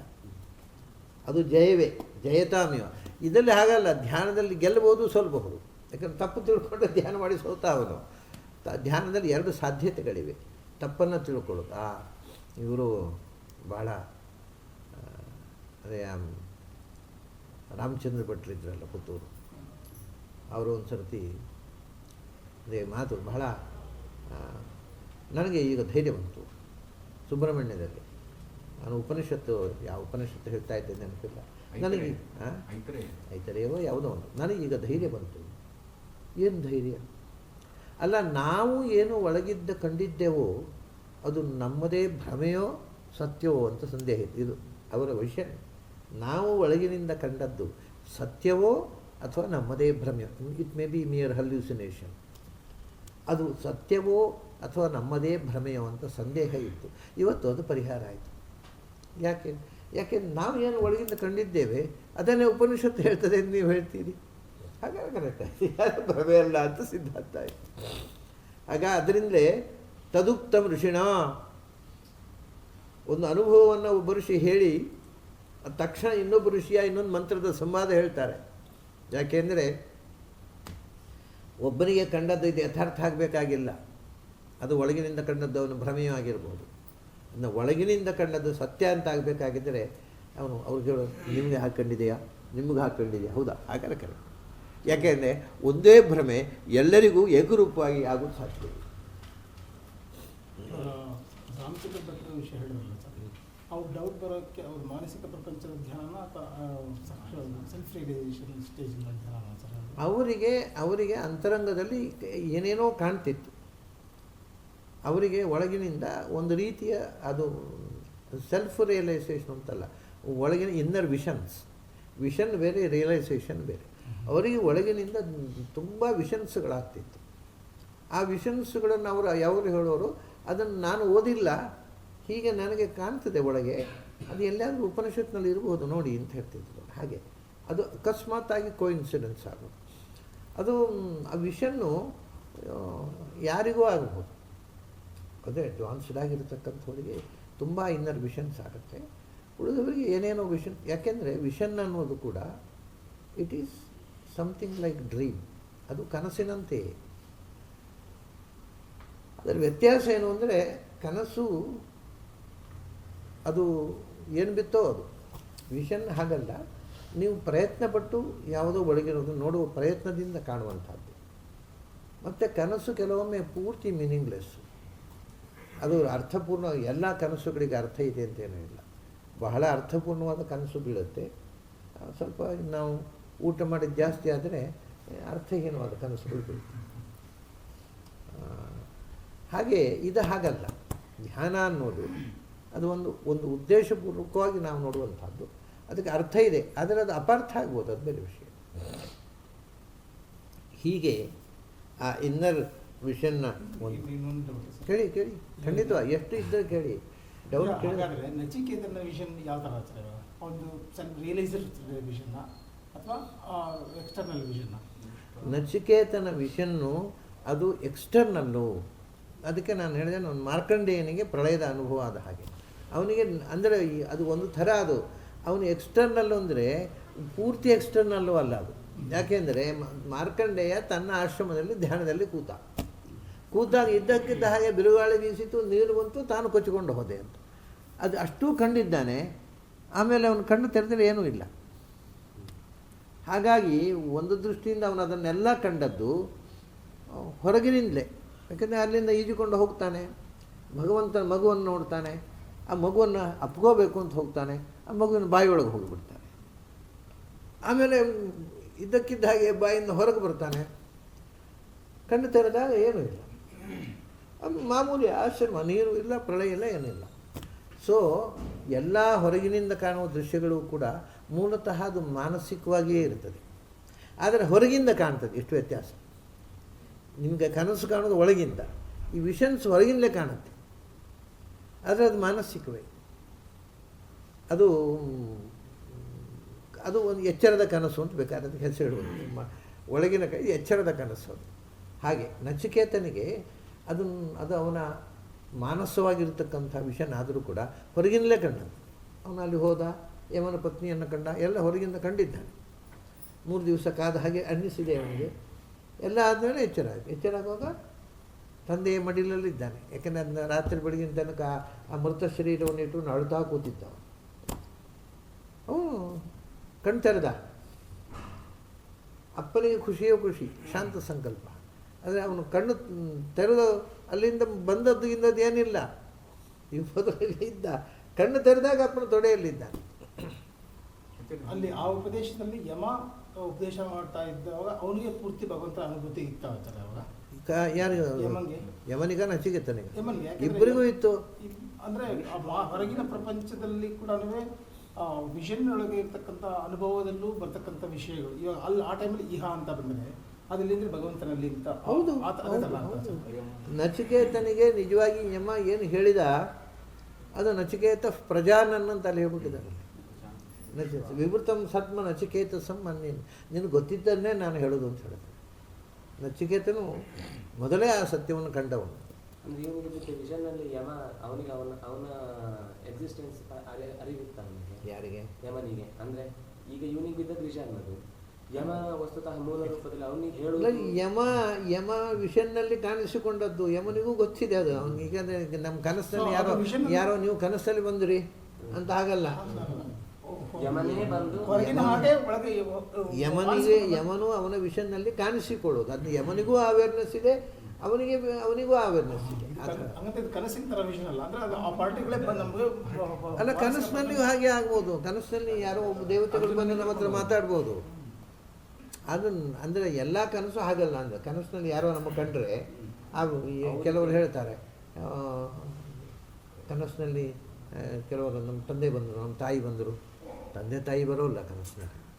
ಅಂದರೆ ಅದು ಕಾಣೋದಷ್ಟೇ, ಆ ಪ್ರತೀಕ ಕಾಣ್ತದಷ್ಟೇ. ಅದು ಮಾನಸಿಕವಾಗಿ ತಂದೆ ತಾಯಿಯನ್ನು ಇವನು ಮನಸ್ಸು ಸೃಷ್ಟಿ ಮಾಡಿಕೊಳ್ಳುವುದು. ಅಲ್ಲಿ ಹಾಗಲ್ಲ, ಇವನು ಮನಸ್ಸು ಯಮನನ್ನು ಮಾನಸಿಕವಾಗಿ ಸೃಷ್ಟಿ ಮಾಡಿದ್ದಲ್ಲ, ಯಮನೇ ಕಾಣಿಸಿಕೊಂಡದ್ದು. ಆದರೆ ಇವನಿಗೆ ಇದೆಲ್ಲ ನಡೆದದ್ದು ಅಂತರಂಗ ಪ್ರಪಂಚ ವಿಷನ್ ಆಗಿ. ಯಮಲೋಕಕ್ಕೆ ಹೋದದ್ದು ನಿಜ. ಅವನು ಯಮಲೋಕಕ್ಕೆ ಹೋಗಿದ್ದಾನೆ. ಅವನು ಮಾನಸಿಕವಾಗಿ ಯಮಲೋಕಕ್ಕೆ ಹೋಗಿದ್ದಾನೆ. ಅಂದರೆ ಮಾನಸಿಕ ಹೋಗಿದ್ದಾನೆ. ಅವನು ಅಲ್ಲ, ದೇಹ ಇಲ್ಲೇ ಇದೆ, ಅವನ ಆತ್ಮ ಹೋಗಿಬಿಟ್ಟಿದೆ. ಅದೇ ಪರಕಾಯ ಪ್ರವೇಶ ಥರ. ಅದು ಆತ್ಮ ದೇಹ ಬಿಟ್ಟು ಆತ್ಮ ಹೊರಗೆ ಹೋಗ್ತದೆ. ಅದು ಎಲ್ಲಿಗೂ ಹೋಗ್ಬೋದು. ಅದು ನೇರ ಅದು. ಯಾಕೆಂದರೆ ಅವ್ನು ಯಮನಿಗೆ ಕೊಡ್ತೇನೆ ನಿನ್ನನ್ನು ಅಂತ ಹೇಳಿಬಿಟ್ಟಿದ್ದಲ್ಲ, ಆ ಕಮಿಟ್ಮೆಂಟಿಗೋಸ್ಕರ ಅವನ ಆತ್ಮ ಯಮಲೋಕಕ್ಕೆ ಹೋಗಿಬಿಟ್ಟಿದೆ. ಅಲ್ಲಿ ಅವನಿಗೆ ಕಂಡದ್ದು ವಿಷಯ. ಅದು ಎಲ್ಲ ಕಠೋಪನಿಷತ್ನಲ್ಲಿ ಎಲ್ಲರೂ ಗೊಂದಲವೇ ಮಾಡಿಕೊಳ್ಳೋದು. ಯಾಕೆಂದರೆ ಅಲ್ಲಿ ಇವಾಗ ಈ ವಿಷಯ ಹೇಳಿದ ಮೇಲೆ ಸ್ವಲ್ಪ ನನಗೆ ಪ್ರಶ್ನೆಗಳು ಕಾಣ್ತವೆ. ಏನು ಅಂದರೆ ಅದನ್ನು ಈ ಅಂತರಂಗ ದರ್ಶನದ ಬಗ್ಗೆ ನಾವು ಸರಿಯಾಗಿ ತಿಳ್ಕೊಳ್ಳದೇ ಇದ್ದರೆ ಕಠೋಪನಿಷತ್ತು ಅರ್ಥ ಆಗೋದಿಲ್ಲ, ಈ ಯಾವ ವೇದ ಮಂತ್ರವೂ ಅರ್ಥ ಆಗೋದಿಲ್ಲ. ಎರಡು ಸಂಗತಿ ಇರ್ತಾರೆ. ಒಂದು ಏಕಾಗ್ರತೆ ಅಂದರೆ ಕಣ್ಣು ಮುಚ್ಚಿಕೊಂಡು ಏಕಾಗ್ರತೆಯಿಂದ ಧ್ಯಾನ ಅವಸ್ಥೆಯಲ್ಲಿ ಏನು ಕಾಣುತ್ತಾರೆ, ಒಂದು ಅಂದರೆ ಒಬ್ಬರೊಬ್ಬರು ಏನು ಚಿಂತನೆ ಮಾಡ್ತಾರೋ ಅದು ಪ್ರಯತ್ನಪೂರ್ವಕವಾಗಿ ಒಂದು ಕಾಣೋದೊಂದು. ಅದೇ ರೀತಿಯಾಗಿ ಒಂದು ತುಂಬ ಏಕಾಗ್ರ ಚಿತ್ತದಿಂದ ಒಂದು ಅಂದರೆ ಇವಾಗ ಶಾಸ್ತ್ರದಲ್ಲಿ ಹೇಳಿದಂಥ ಬ್ರಹ್ಮಾದಿ ದೇವತೆಗಳು ಸ್ತೋತ್ರ ಮಾಡಿದಾಗ ಭಗವಂತ ಹಿಂಗೆ ಕಂಡ, ಅಥವಾ ಅದಿತಿ ತಪಸ್ಸು ಮಾಡಿದಾಗ ಹಿಂಗೆ ಭಗವಂತ ಅವತಾರ ಮಾಡುವ, ಅಥವಾ ದೇವಿಕಿಗೆ ಹಿಂಗೆ ಕಂಡ ಅಂತ ಹೇಳ್ತಾರೆ. ಅದನ್ನೇ ನಾವು ಹೊರಗಿನ ಕಣ್ಣು ಬಿಟ್ಟೆ ಪುಸ್ತಕ ನೋಡೇ ತುಂಬ ಏಕಾಗ್ರತೆಯಿಂದ ಓದ್ತಾ ಇದ್ರೆ, ಪುಸ್ತಕದ ಅಕ್ಷರ ನೋಡ್ತಾ ಇದ್ರು ಕೂಡ ಮಾನಸಿಕವಾಗಿ ಆ ಒಂದು ರೂಪ ಒಂದು ಸ್ಥಿರವಾಗಿ ನಿಲ್ಲುತ್ತಲ್ಲ, ಅದು ಇದು ಸುಮಾರು ಒಂದೇ ಥರ. ನಾನು ಅಲ್ಲ, ನೀವು ಹೇಳುವಂತಹದ್ದು ಪುಸ್ತಕ ನೋಡ್ತಾ ಇರ್ಬೋದು ಹೊರ ಕಣ್ಣಿನಿಂದ, ಬಟ್ ಅದು ತುಂಬ ಏಕಾಗ್ರತೆ ಇರೋದ್ರಿಂದ ಅದ್ರ ಮೂಲಕ ಒಂದು ಮೈಂಡಲ್ಲಿ ಒಂದು ಇಮೇಜ್ ಕ್ರಿಯೇಟ್. ಅಲ್ಲ, ಒಂದು ವಿಷಯ, ನೀವು ವಾಸ್ತವಿಕವಾಗಿ ಪುಸ್ತಕವನ್ನು ನೀವು ಓದ್ತಾ ಇದ್ದರೆ ಮತ್ತು ಪುಸ್ತಕದಲ್ಲಿ ನಿಮ್ಮ ನಿಗಾ ಇದ್ದರೆ ಖಂಡಿತವಾಗಿ ಒಳಗಿಂದ ಏನೂ ವಿಷಯನೂ ಆಗೋದಿಲ್ಲ. ಆದರೆ ಅಲ್ವ ಅದಕ್ಕೆ ವಿವರಣೆ ಕೊಡೋದು. ಹಾಗೆ ಆಗೋದು ಸಾಧ್ಯ ಇಲ್ಲ. ಒಳಗಿನಿಂದ ನಿಮಗೆ ವಿಷನ್ ಆಗಬೇಕಾಗಿದ್ದರೆ ಹೊರಗಿನಿಂದ ಪೂರ್ತಿ ವಿಡ್ರಾ ಮಾಡಿಕೊಳ್ಬೇಕು. ಪುಸ್ತಕ ಓದ್ತಾ ಇರ್ತೀನಿ, ಅವಾಗ ಒಳಗಿಂದ ಕಂಡ್ರೆ ಕಾಣೋದೇ ಇಲ್ಲ, ಹಾಗೆ ಕಾಣೋದಿಲ್ಲ. ಅಂದರೆ ಅದು ಏನು ಅಂದರೆ ತುಂಬ ವೇಗಾಗಿ. ಆವಾಗಲೂ ಕೂಡ ನೀವೀಗ ಗಾಯತ್ರಿ ಜಪ ಮಾಡುವಾಗ ಸೂರ್ಯನನ್ನು ಧ್ಯಾನ ಮಾಡಬೇಕಾಗಿದ್ದರೂ ಕೂಡ ನೀವು ಸೂರ್ಯನನ್ನು ಕಾಣಬೇಕಾಗತ್ತೆ ಕಣ್ಮುಚ್ಚಿ. ಹೊರಗಿನ ಕಣ್ಣಿನಲ್ಲಿ ಹೋಗಿ ಆಕಾಶದ ಹೀಗೆ ನೋಡ್ಕೊಂಡು ಗಾಯತ್ರಿ ಜಪ ಮಾಡೋದಲ್ಲ. ಅಂದರೆ ಹೊರಗಿನ ವಿಷಯನ್ನು ಅದಕ್ಕೂ ಏನೂ ಸಂಬಂಧ ಇಲ್ಲ. ಇದೊಂದು ಬಹಳ ವಿಚಿತ್ರವಾದ ಪ್ರಪಂಚ. ಹೊರಗಿನ ಪ್ರಪಂಚಕ್ಕಿಂತ ಬಹಳ ಶಕ್ತಿಶಾಲಿಯಾದ ಪ್ರಪಂಚ ಒಳಗಿನ ಪ್ರಪಂಚ. ಎಷ್ಟು ತಿಳ್ಕೊಳ್ಳಿ, ಒಳಗಿನ ಪ್ರಪಂಚ ಯಾವ ಅದ್ಭುತವೂ ಕೂಡ ನಡೀಬಹುದಲ್ಲಿ. ಹೊರಗಿನ ಪ್ರಪಂಚದಲ್ಲಿ ಅಷ್ಟು ಅದ್ಭುತ ನಡೆಯೋಲ್ಲ. ಹೊರಗಿನ ಪ್ರಪಂಚ ಪ್ರತಿಯೊಂದು ನಡೆಯುವುದಕ್ಕೆ ಅದಕ್ಕೆ ಒಂದು ಎಕ್ಸ್ಪ್ಲನೇಷನ್ ಬೇಕು. ಒಳಗಿನ ಪ್ರಪಂಚ ನಡೆಯುವುದಕ್ಕೆ ನಿಮಗೆ ಯಾವ ಎಕ್ಸ್ಪ್ಲನೇಷನೂ ಸಿಗೋದಿಲ್ಲ. ಅತ್ಯಂತ ಅದ್ಭುತವಾಗಿರ್ತಕ್ಕಂಥ ಪ್ರಪಂಚ ಅದು ಏನೂ ನಡೀಬೋದಲ್ಲಿ, ಏನನ್ನೂ ನೋಡ್ಬೋದಲ್ಲಿ.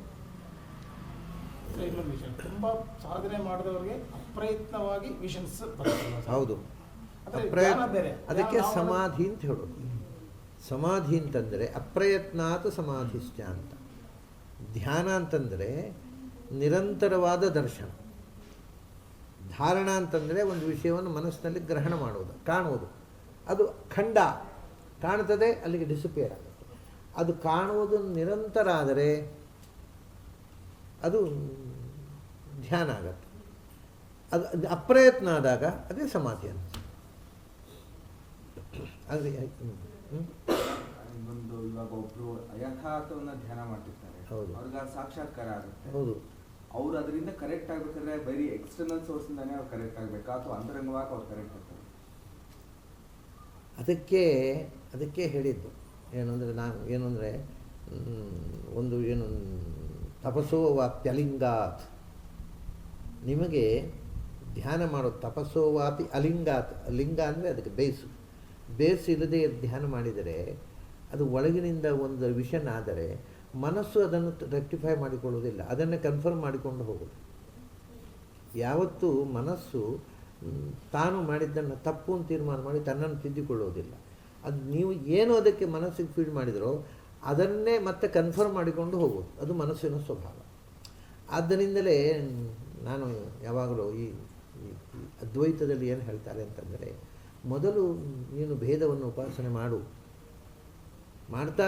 ಮಾಡ್ತಾ ಕೊನೆಗೆ ಅಭೇದ ಗೊತ್ತಾಗುತ್ತೆ. ಅದು ಸಾಧ್ಯವೇ ಇಲ್ಲ.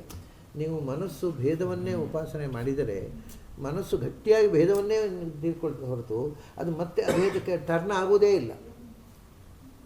ಅದು ಮೋಸ್ಟ್ ಅನ್ಸೈಂಟಿಫಿಕ್ ಅಂಡ್ ಅನ್ಸೈಕಲಾಜಿಕಲ್ ಸ್ಟೇಟ್ಮೆಂಟ್. ಮನಸ್ಸು ಮೊದಲು ಭೇದವನ್ನು ಚಿಂತನೆ ಮಾಡಿ ಕೊನೆಗೆ ಅಭೇದದತ್ತ ಹೋಗುತ್ತೆ. ನೀವು ಏನು ಚಿಂತನೆ ಮಾಡಿದ್ರು ಅಲ್ಲಿಯೇ ಇರೋದು ಹೊರತು ಅದನ್ನು ಬಿಟ್ಟು ಆಚೆ ಹೋಗೋದೇ ಇಲ್ಲ ಅದು ಮನಸ್ಸು.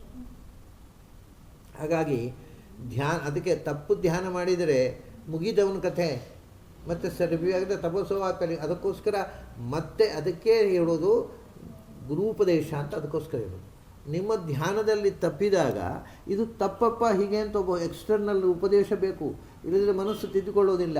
ಅದಕ್ಕೋಸ್ಕರವೇ ಗುರು ಉಪದೇಶಕ್ಕೆ ಮಹತ್ವ ಕೊಡೋದು. ಯಥಾದೇವೇ ತಥಾ ಗುರವು. ನಾವೇ ನಮ್ಮಷ್ಟಕ್ಕೆ ಧ್ಯಾನ ಮಾಡ್ತೇವೆ ಅಂದರೆ ಧ್ಯಾನ ಮಾಡಲಿಕ್ಕಾಗತ್ತೆ.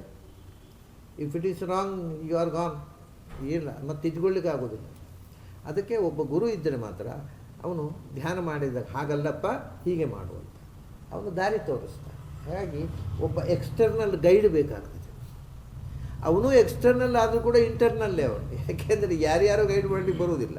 ನಿಮ್ಮ ಜೀವಕ್ಕೆ ಸಂಬಂಧಪಟ್ಟಂತಹ ಗುರು ಬಂದಾಗ ಮಾತ್ರ ಅವನು ಹೇಳಲಿಕ್ಕಾಗತ್ತೆ. ಇನ್ಯಾರೋ ಆದರೆ ಅವನು ಗೊತ್ತಿದ್ದರೂ ಕೂಡ ನಿಜವಾದಂತಹ ಏನು ಹೇಳ್ತಾನೆ ಗೊತ್ತಾ, ಅವನು ನಿನ್ನ ಗುರು ಅಲ್ಲ ನಾನು, ನಿನಗೆ ನಿನ್ನ ಗುರು ಸರಿಯಾದ ದಾರಿ ತೋರಿಸ್ತಾನೆ ಹೋಗುತ್ತಂದ್ಬಿಡ್ತಾನೆ ಅವನು ಹೇಳೋದು. ಇದರ ಇದು ಆದರೆ it is very complicated but very simple also. ಏನು ಕಾಂಪ್ಲಿಕೇಶನೇ ಇಲ್ಲ ಅದರಲ್ಲಿ. ನೀವು ಸರಿಯಾಗಿ ಅರ್ಥ ಆದರೆ ಕಾಂಪ್ಲಿಕೇಶನೇ ಇಲ್ಲ. ಒಟ್ಟು ಗೋಜಲು, ಮಹಾಗೋಜಲು. ಅದು ಒಂದೇ ಕಾರಣ ಏನು ಗೊತ್ತುಂಟ, ನಾವು ಅಂತರಂಗ ಪ್ರಪಂಚವನ್ನು ನಮ್ಮ ಬಾಹ್ಯ ಅನುಭವದಿಂದ ಅದನ್ನು ಇಮ್ಯಾಜಿನ್ ಮಾಡ್ತೇವೆ. ಅದೇ ಪ್ರಾಬ್ಲಮ್. ಒಳಗಿನ ಪ್ರಪಂಚ ಅಂದರೆ ಹೊರಗಿನ ಪ್ರಪಂಚದನ್ನ ದೃಷ್ಟಾಂತದಿಂದ ಹಾಗೇ ಇರಬೇಕು ಅದು ಒಂದು ಅಂತ. ಹಾಗಾಗಿ ತುಂಬ ಗೊಂದಲಗಳಾಗೋದು. ಈ ಎಷ್ಟು ವಿಚಿತ್ರ ಅಂದರೆ, ಒಬ್ಬ ಮನುಷ್ಯ ಇದ್ದ ಉಡುಪಿಯಲ್ಲಿ. ಅವನು ನಾನು ಮಾತಾಡ್ತಾ ಕೂತಿದ್ದೆ. ಅವನಿಗೆ ಏನಾಯಿತು ಅಂದರೆ, ನಾನು ತಕ್ಷಣ ಅವನ ಮನೆ ಎದುರಿನಲ್ಲಿ ಅವನಿಗೆ ಒಂದು ದೃಶ್ಯ ಕಂಡಿತ್ತು. ನನ್ನ ಹತ್ರ ಮಾತಾಡ್ತಾ ಇದ್ದಾಗ ಧ್ಯಾನ ಅಲ್ಲ, ನಿದ್ರೆ ಅಲ್ಲ, ಎಕ್ಸ್ಟರ್ನಲ್ ವಿಷನ್ ಇದು. ಅವನಿಗೊಂದು ದೃಶ್ಯ ಕಂಡಿತ್ತು. ಏನು ಅಂದರೆ, ಅವನು ಒಬ್ಬಳು ನೀರಿನ ಬುಟ್ಟಿ ಹೊತ್ಕೊಂಡು ಬರ್ತಾ ಇದ್ದಾಳೆ. ಹಿಂಬದಿಯಿಂದ ಒಂದು ಬಸ್ ಬಂತು. ಬಸ್ಸು ಆಕೆಗೆ ಡಿಕ್ಕಿ ಹೊಡೆಯಿತು. ಅವಳು ಬಿದ್ದಲು. ಆ ಮೀನಿನ ಬುಟ್ಟಿಯಲ್ಲಿದ್ದ ಮೀನೆಲ್ಲ ಚೆಲ್ಲಾಪಿಲ್ಲಿ ಆಯಿತು. ಅವಳಿಗೆ ಏನೂ ಆಗಲಿ, ಎದ್ಲು, ಏನು ಗಾಯ ಆಗಲ್ಲ, ಎದ್ದು ಹೋದ್ಲು ಅಂತ. ಇದನ್ನು ಆತ ನನ್ನ ಹತ್ರ ಎಕ್ಸ್ಪ್ಲೈನ್ ಮಾಡಿದ್ದ. ಆಚಾರ್ಯ ಹೀಗೊಂದು ಖಂಡಿತು ನನಗೆ, now it self it will happen ಅಂತ. ಈ ಸದ್ಯದಲ್ಲಿ ಇದಾಗತ್ತೆ ಹೀಗೆ, ಯಾಕೆಂದ್ರೆ ಏನಾಗುತ್ತೋ ಮುಂದೆ ಅದು ನನಗೆ ಕಾಣುತ್ತೆ. Within 5 minutes it happen. ಒಂದು ಹೆಜ್ಜೆ ಬಂತು, ಬಸ್ ಬಂತು, ಹೊರಟಿದ್ಲು, ಎವ್ರಿಥಿಂಗ್. ಏನು ಅವನು 5 ನಿಮಿಷ ಮುಂಚೆ ಕಂಡಿದ್ದಾನೆ ಅದು 5 ನಿಮಿಷ ನಂತರ ಮತ್ತೆ ನಡೆಯಿತು. ಸೊ ಇದು ಮನಸ್ಸು ಪ್ರಿಡಿಕ್ಟ್ ಮಾಡೋದು. ಮುಂದೆ ಆಗುವುದನ್ನು ಕೂಡ ಮನಸ್ಸು ಅದಕ್ಕೆ ಅದು ಹೆಚ್ಚಾನ್ಯ ತ್ರಿಕಾಲಾತೀತ ಮದನ್ನು ಗ್ರಹಣ ಮಾಡ್ತಕ್ಕ ಶಕ್ತಿ ಅದು. ಹಿಂದೆ ಆದದ್ದನ್ನು ಮನಸ್ಸು ಗ್ರಹಣ ಮಾಡ್ತದೆ, ಅದು ಗೊತ್ತಿದೆ ನಮಗೆ. ಈಗ ಇರುವುದನ್ನು ಮನಸ್ಸು ಗ್ರಹಣ ಮಾಡ್ತದೆ, ಆದರೆ ಮುಂದೆ ಆಗುವುದನ್ನು ಮನಸ್ಸು ಗ್ರಹಣ ಮಾಡ್ತದೆ. ಬಹಳ ಅದ್ಭುತ ಅದು. ಕೆಲವೊಮ್ಮೆ ನಾಳೆ ಏನಾಗುತ್ತೆ ಅದನ್ನು ಇವತ್ತು ಕನಸು ಬಿಡ್ಬೋದು. ನನಗೆ ಇದು ಹೊರಗಿನದ್ದು, ಇಲ್ಲ ಕನಸು ಬಿಡ್ಬೋದು. ಅದು ರೆಕಾರ್ಡ್ ಆಗಿದೆ. ಡಮ್ ಡಮ್ ವಿಮಾನ ನಿಲ್ದಾಣದಲ್ಲಿ ಒಬ್ಬರು ಬರುವವರಿದ್ದರು, ಪರದೇಶದಿಂದ. ಕಲ್ಕತ್ತಾದಲ್ಲಿ ಅವ್ರು ಮೆಸೇಜ್ ಕೊಟ್ಟಿದ್ದಾರೆ, ನಾಳೆಯ ಪ್ಲೇನ್ನಲ್ಲಿ ನಾನು ಬರ್ತೀನಿ ಅಂತ. ಇವರು ಮಲಗಿದ್ದಾರೆ. ರಾತ್ರಿ ಆ ಪ್ಲೇನು ಕ್ರ್ಯಾಶ್ ಆಯಿತು ಅಂತ ಕನಸು ಇವರಿಗೆ. ಬೆಳಗಾತ ನೋಡೋ ಪೇಪರ್ನಲ್ಲಿ ಇದೇ ನ್ಯೂಸ್ ಇದೆ, ಪ್ಲೇನ್ ಕ್ರ್ಯಾಶ್ ಆಗಿದೆ, ಆ ಮನುಷ್ಯ ಸತ್ತು ಹೋಗಿದ್ದಾನೆ, ನಾನು ಬರ್ತೇನೆ ಅಂತ ಹೇಳಿದ ನಾವು. ಸೊ ಇವನಿಗೆ ಗೊತ್ತಾದದ್ದು ಮತ್ತೆ ಮೊದಲು ಗೊತ್ತಾದದ್ದು ಕನಸಿನಲ್ಲಿ, ಎಚ್ಚರದಲ್ಲಿ ಗೊತ್ತಾದದ್ದು ಮತ್ತೆ. ಇಂಥ ತುಂಬ ಘಟನೆಗಳಾಗುತ್ತೆ. ನಾನು ನಮ್ಮ ಒಬ್ಬರು ಸ್ನೇಹಿತರ ಕಥೆ ಹೇಳ್ತಿದ್ದೆ. ಅವರು SLC ಆಯ್ತು ಅವರಿಗೆ. SLC ಆದಮೇಲೆ ಅವ್ರ ತಂದೆ ಹೇಳಿದ್ರು, ನನಗೆ ದುಡ್ಡಿಲ್ಲಪ್ಪ ಕಲಿಸಲಿಕ್ಕೆ, ನೀನು ಎಲ್ಲಿ ಅದು ಕೆಲಸಕ್ಕೆ ಸೇರಿ ಮುಂದೆ ಕಲಿಸ್ಲಿಕ್ಕೆ ಆಗೋದಿಲ್ಲ ಅಂತ. ಅವರು ಗೌರ್ಮೆಂಟ್ ಹಾಸ್ಪಿಟಲ್ನಲ್ಲಿ ಮೇಲ್ ನರ್ಸಾಗಿ ಸೇರಿದ್ರು ಉಡುಪಿಯಲ್ಲಿ. ಆವಾಗ ಅಂದರೆ ಈಗ ಅವರಿಗೆ ನಾನು ಹೇಳೋದು ಒಂದು 50 ವರ್ಷ ಅಲ್ಲ 40-45 ವರ್ಷ ಹಿಂದಿನ ಕಥೆ. ನಾವು ಈ 60 ಅಬೌವ್ 60, ನಾವೊಂದು 20 ವರ್ಷ 40-45 ವರ್ಷದ ಹಿಂದೆ. ಆವಾಗ ಮೇಲ್ ನರ್ಸಾಗಿ ಗೌರ್ಮೆಂಟ್ ಹಾಸ್ಪಿಟಲ್ನಲ್ಲಿ ಸೇರಿದ್ರೆ ಏನೋ ಒಂದು 50 ರೂಪಾಯಿ ಸಂಬಳ ಇತ್ತೋ ಏನೋ ಗೊತ್ತಿಲ್ಲ ಅಷ್ಟೇ. ಅದರ ಪಥ ಹೋಗಬೇಕಲ್ಲ. ತಂದೆ ಒಂದು ಹೋಟ್ಲ್ ಇಟ್ಕೊಂಡಿದ್ರು, ಇವ್ರದ್ದೊಂದು ಮೇಲ್ ನರ್ಸು, ಏನೋ ಒಂದು ಸಂಪಾದನೆ ಆಗ್ತಿತ್ತು. ಹಾಗೆಲ್ಲ ಅವರಿಗೆ ಕನಸು ಬೀಳೋದು. ವಿಚಿತ್ರ. ಅವ್ರು ಮೇಲ್ ನರ್ಸಾಗಿದ್ದಾಗ ಮನೆಗೆ ಬಂದು ಮಲ್ಕೊಂಡ್ರೆ ರಾತ್ರಿಗೆ ಒಂದು ಕನಸು. ಏನು ಕನಸಿನಲ್ಲಿ ಅಂದರೆ, ತುಂಬ ವಿಶಾಲವಾದ ಸುಮಾರು 100 feet ರೋಡು ಅಂತೇವಲ್ಲ ಅಷ್ಟು ಅಗಲವಾದ, ಅಂದರೆ 2 ಮಧ್ಯೆ ಡಿವೈಡರ್ ಇರತಕ್ಕಂಥ, ಹೋಗಲಿಕ್ಕೆ 4 ಬರಲಿಕ್ಕೆ 4 ಟ್ರ್ಯಾಕ್ಗಳಿರ್ತಕ್ಕಂಥ ಭಾರೀ ಅಗಲವಾದ ರಸ್ತೆ. ಅವರು ಉಡುಪಿ ಬಿಟ್ಟು ಬೇರೆ ಊರು ನೋಡಿದವರಲ್ಲ. ಭಾರಿ ಅಗಲವಾದ ರಸ್ತೆ ಮತ್ತು ಆ ರಸ್ತೆಗಳ ಎರಡು ಸೈಡ್ನಲ್ಲಿ ಸ್ಕೈ ಸ್ಕ್ರೇಪರ್ಸ್, ಮೇಲೆ ನೋಡಿದರೆ ತುದಿ ಕಾಣದಂಥ 20-30 ಮಾಳಿಗೆ ಮನೆಗಳು. ಇದನ್ನು ದಿನೋ ಕಾಣ್ತಿತ್ತು ಅವರು ಕನಸಿನಲ್ಲಿ. ದಿನ ಅಂದರೆ ಹಾಗಾಗಿ ಇವತ್ತು ಕಂಡ್ರೆ ನಾಳೆ ದಿನ ಪ್ರತಿದಿನ ಅಂತಲ್ಲ, ಅಂತೂ ಬಹಳ ಬಾರಿ ಕಂಡಿದ್ದಾರೆ. ಅವರಿಗೆ ಎಂಥದ್ದು ಅಂತ ಅರ್ಥ ಆಗಲಿಲ್ಲ. ಪ್ರಾಯ ನನ್ನ ಮನಸ್ಸಿನಲ್ಲಿ ಇಂಥ ದೊಡ್ಡ ಊರು, ಎತ್ತರದ ಕಟ್ಟಡಗಳನ್ನು, ಅಂಥದ್ದೊಂದು ಮನಸ್ಸಿನ ಮಂಡಿಗೆಯೇ ಕನಸಾಗಿ ಕಾಣುತ್ತೆ. ನನ್ನ ಆಸೆಗಳೇ ಕನಸಿನ ರೂಪದಲ್ಲಿ ಕಾಣ್ತಾ ಇರಬೇಕು, ಇದು ನಿಜ ಇರಲಿಕ್ಕಿಲ್ಲ ಅಂತ ತಿಳ್ಕೊಂಡ್ರು. ಆಮೇಲೆ somehow he got a job in the States. ಅಮೇರಿಕಕ್ಕೆ ಹೋಗಬೇಕಾಗಿ ಬಂತು. ಅಲ್ಲಿಂದ ಅಮೇರಿಕಕ್ಕೆ ಯಾರೋ ಕರ್ಕೊಂಡು ಹೋದರು ಅವರನ್ನು. ಅಮೇರಿಕಕ್ಕೆ ಬಾ ಅಂತ ಹೇಳಿ ಕಾರಣ ದುಡ್ಡು ಕೊಟ್ಟು ಅವರು ಸಾಲ ಮಾಡಿಕೊಂಡು, ದುಡ್ಡಿಲ್ಲ ಸಾಲ ಮಾಡಿಕೊಂಡು ಅಮೇರಿಕಕ್ಕೆ ಹೋದರು. ಅಮೇರಿಕಕ್ಕೆ ಹೋದಾಗ ಅವರಿಗೆ ಅಲ್ಲಿ ನ್ಯೂಯಾರ್ಕಿನಲ್ಲಿ ಒಂದು ಹಾಸ್ಪಿಟಲ್ ಕಾಂಪ್ಲೆಕ್ಸ್ನಲ್ಲಿ ಕೆಲಸ ಸಿಕ್ಕಿತು. ಅವರಿಗೆ ಒಂದು ಮನೆ ಸಿಕ್ಕಿತಲ್ಲ. ಅವರು ಮನೆಯಿಂದ ಹಾಸ್ಪಿಟಲ್ ಕಾಂಪ್ಲೆಕ್ಸಿಗೆ ಹೋಗುವ ರಸ್ತೆ ಉಂಟಲ್ವ, ಅದನ್ನೇ ಅವರು ಕನಸನ್ನು ನೋಡಿದ್ದು. ಆಮೇಲೆ ಹೋಗಿ ಅಮೇರಿಕಕ್ಕೆ ಹೋಗಿದ್ದು. ಆಮೇಲೆ ದಿನ ಇಲ್ಲಿ ಕೆಲಸದಲ್ಲಿ ನೋಡಿದ್ದಾರೆ. ಸೇಮ್ ರೋಡ್, ಸೇಮ್ ಬಿಲ್ಡಿಂಗ್ಸ್, ಅದೇ ಸ್ಕೈ ಸ್ಕ್ರೇಪರ್ಸು. ಎಕ್ಸಾಕ್ಟು ಓಹೋ, ನಾನು ಕನಸಲ್ಲಿ ಕಂಡದ್ದು ಇದನ್ನೇ, ನಾನು ಮುಂದೆ ಇಲ್ಲಿಗೆ ಬರಲಿಕ್ಕುಂಟು ಅನ್ನೋದು ಕನಸು ನನಗೆ ಎಚ್ಚರ ಕೊಟ್ಟು. ಅಂದರೆ ಇಂಥದ್ದು ಬೇಕಾದಷ್ಟು ಆಗುತ್ತೆ. ಮನಸ್ಸು ಅದ್ಯಾಕೆ ಮಣಿಪಾಲದಲ್ಲಿ ಒಂದು ಟೆಸ್ಟ್ ಮಾಡಿದರು. ಏನು ಅಂದರೆ ಹುಡುಗನ ಪರೀಕ್ಷೆ ಆಯಿತು, ಎಕ್ಸಾಮಿನೇಷನ್ ಆಯಿತು. ಎಕ್ಸಾಮಿನೇಷನ್ ಅಂದರೆ ಇನ್ನೂ ರಿಸಲ್ಟ್ ಬರಲಿಲ್ಲ. ಎಲ್ಲ ಪರೀಕ್ಷೆ ಕೂತ ಹುಡುಗರದ್ದು ನಂಬರ್ಗಳನ್ನು ಸ್ಲಿಪ್ನಲ್ಲಿ ಬರೆದು ಅದನ್ನು ಪ್ರಿಸರ್ವ್ ಮಾಡಿದರು. ಅದನ್ನು ಏನು ಅವನಿಗೆ ಒಬ್ಬರನ್ನ ಹಿಪ್ನೋಟೈಸ್ ಮಾಡಿ ಕೇಳಿದ್ದು, ಯಾವ ನಂಬರ್ ಪಾಸ್ ಆಗುತ್ತೆ, ಯಾವುದು ಫೇಲ್ ಆಗುತ್ತೆ ಹೇಳು ಅಂತ. ಇನ್ನು ರಿಸಲ್ಟ್ ಬರಲಿಲ್ಲ.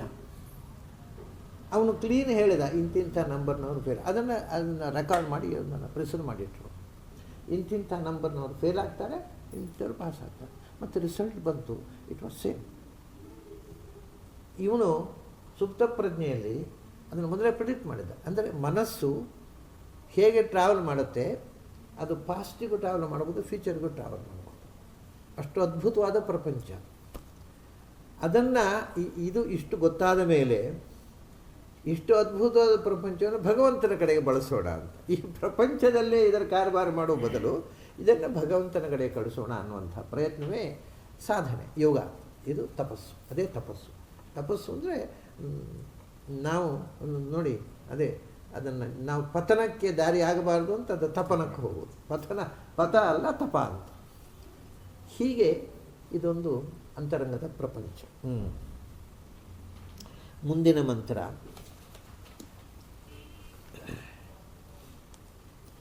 ಹಸ್ಕಾರಾತ್.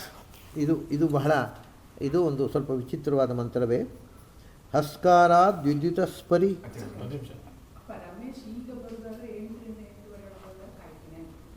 ಹೌದಾ?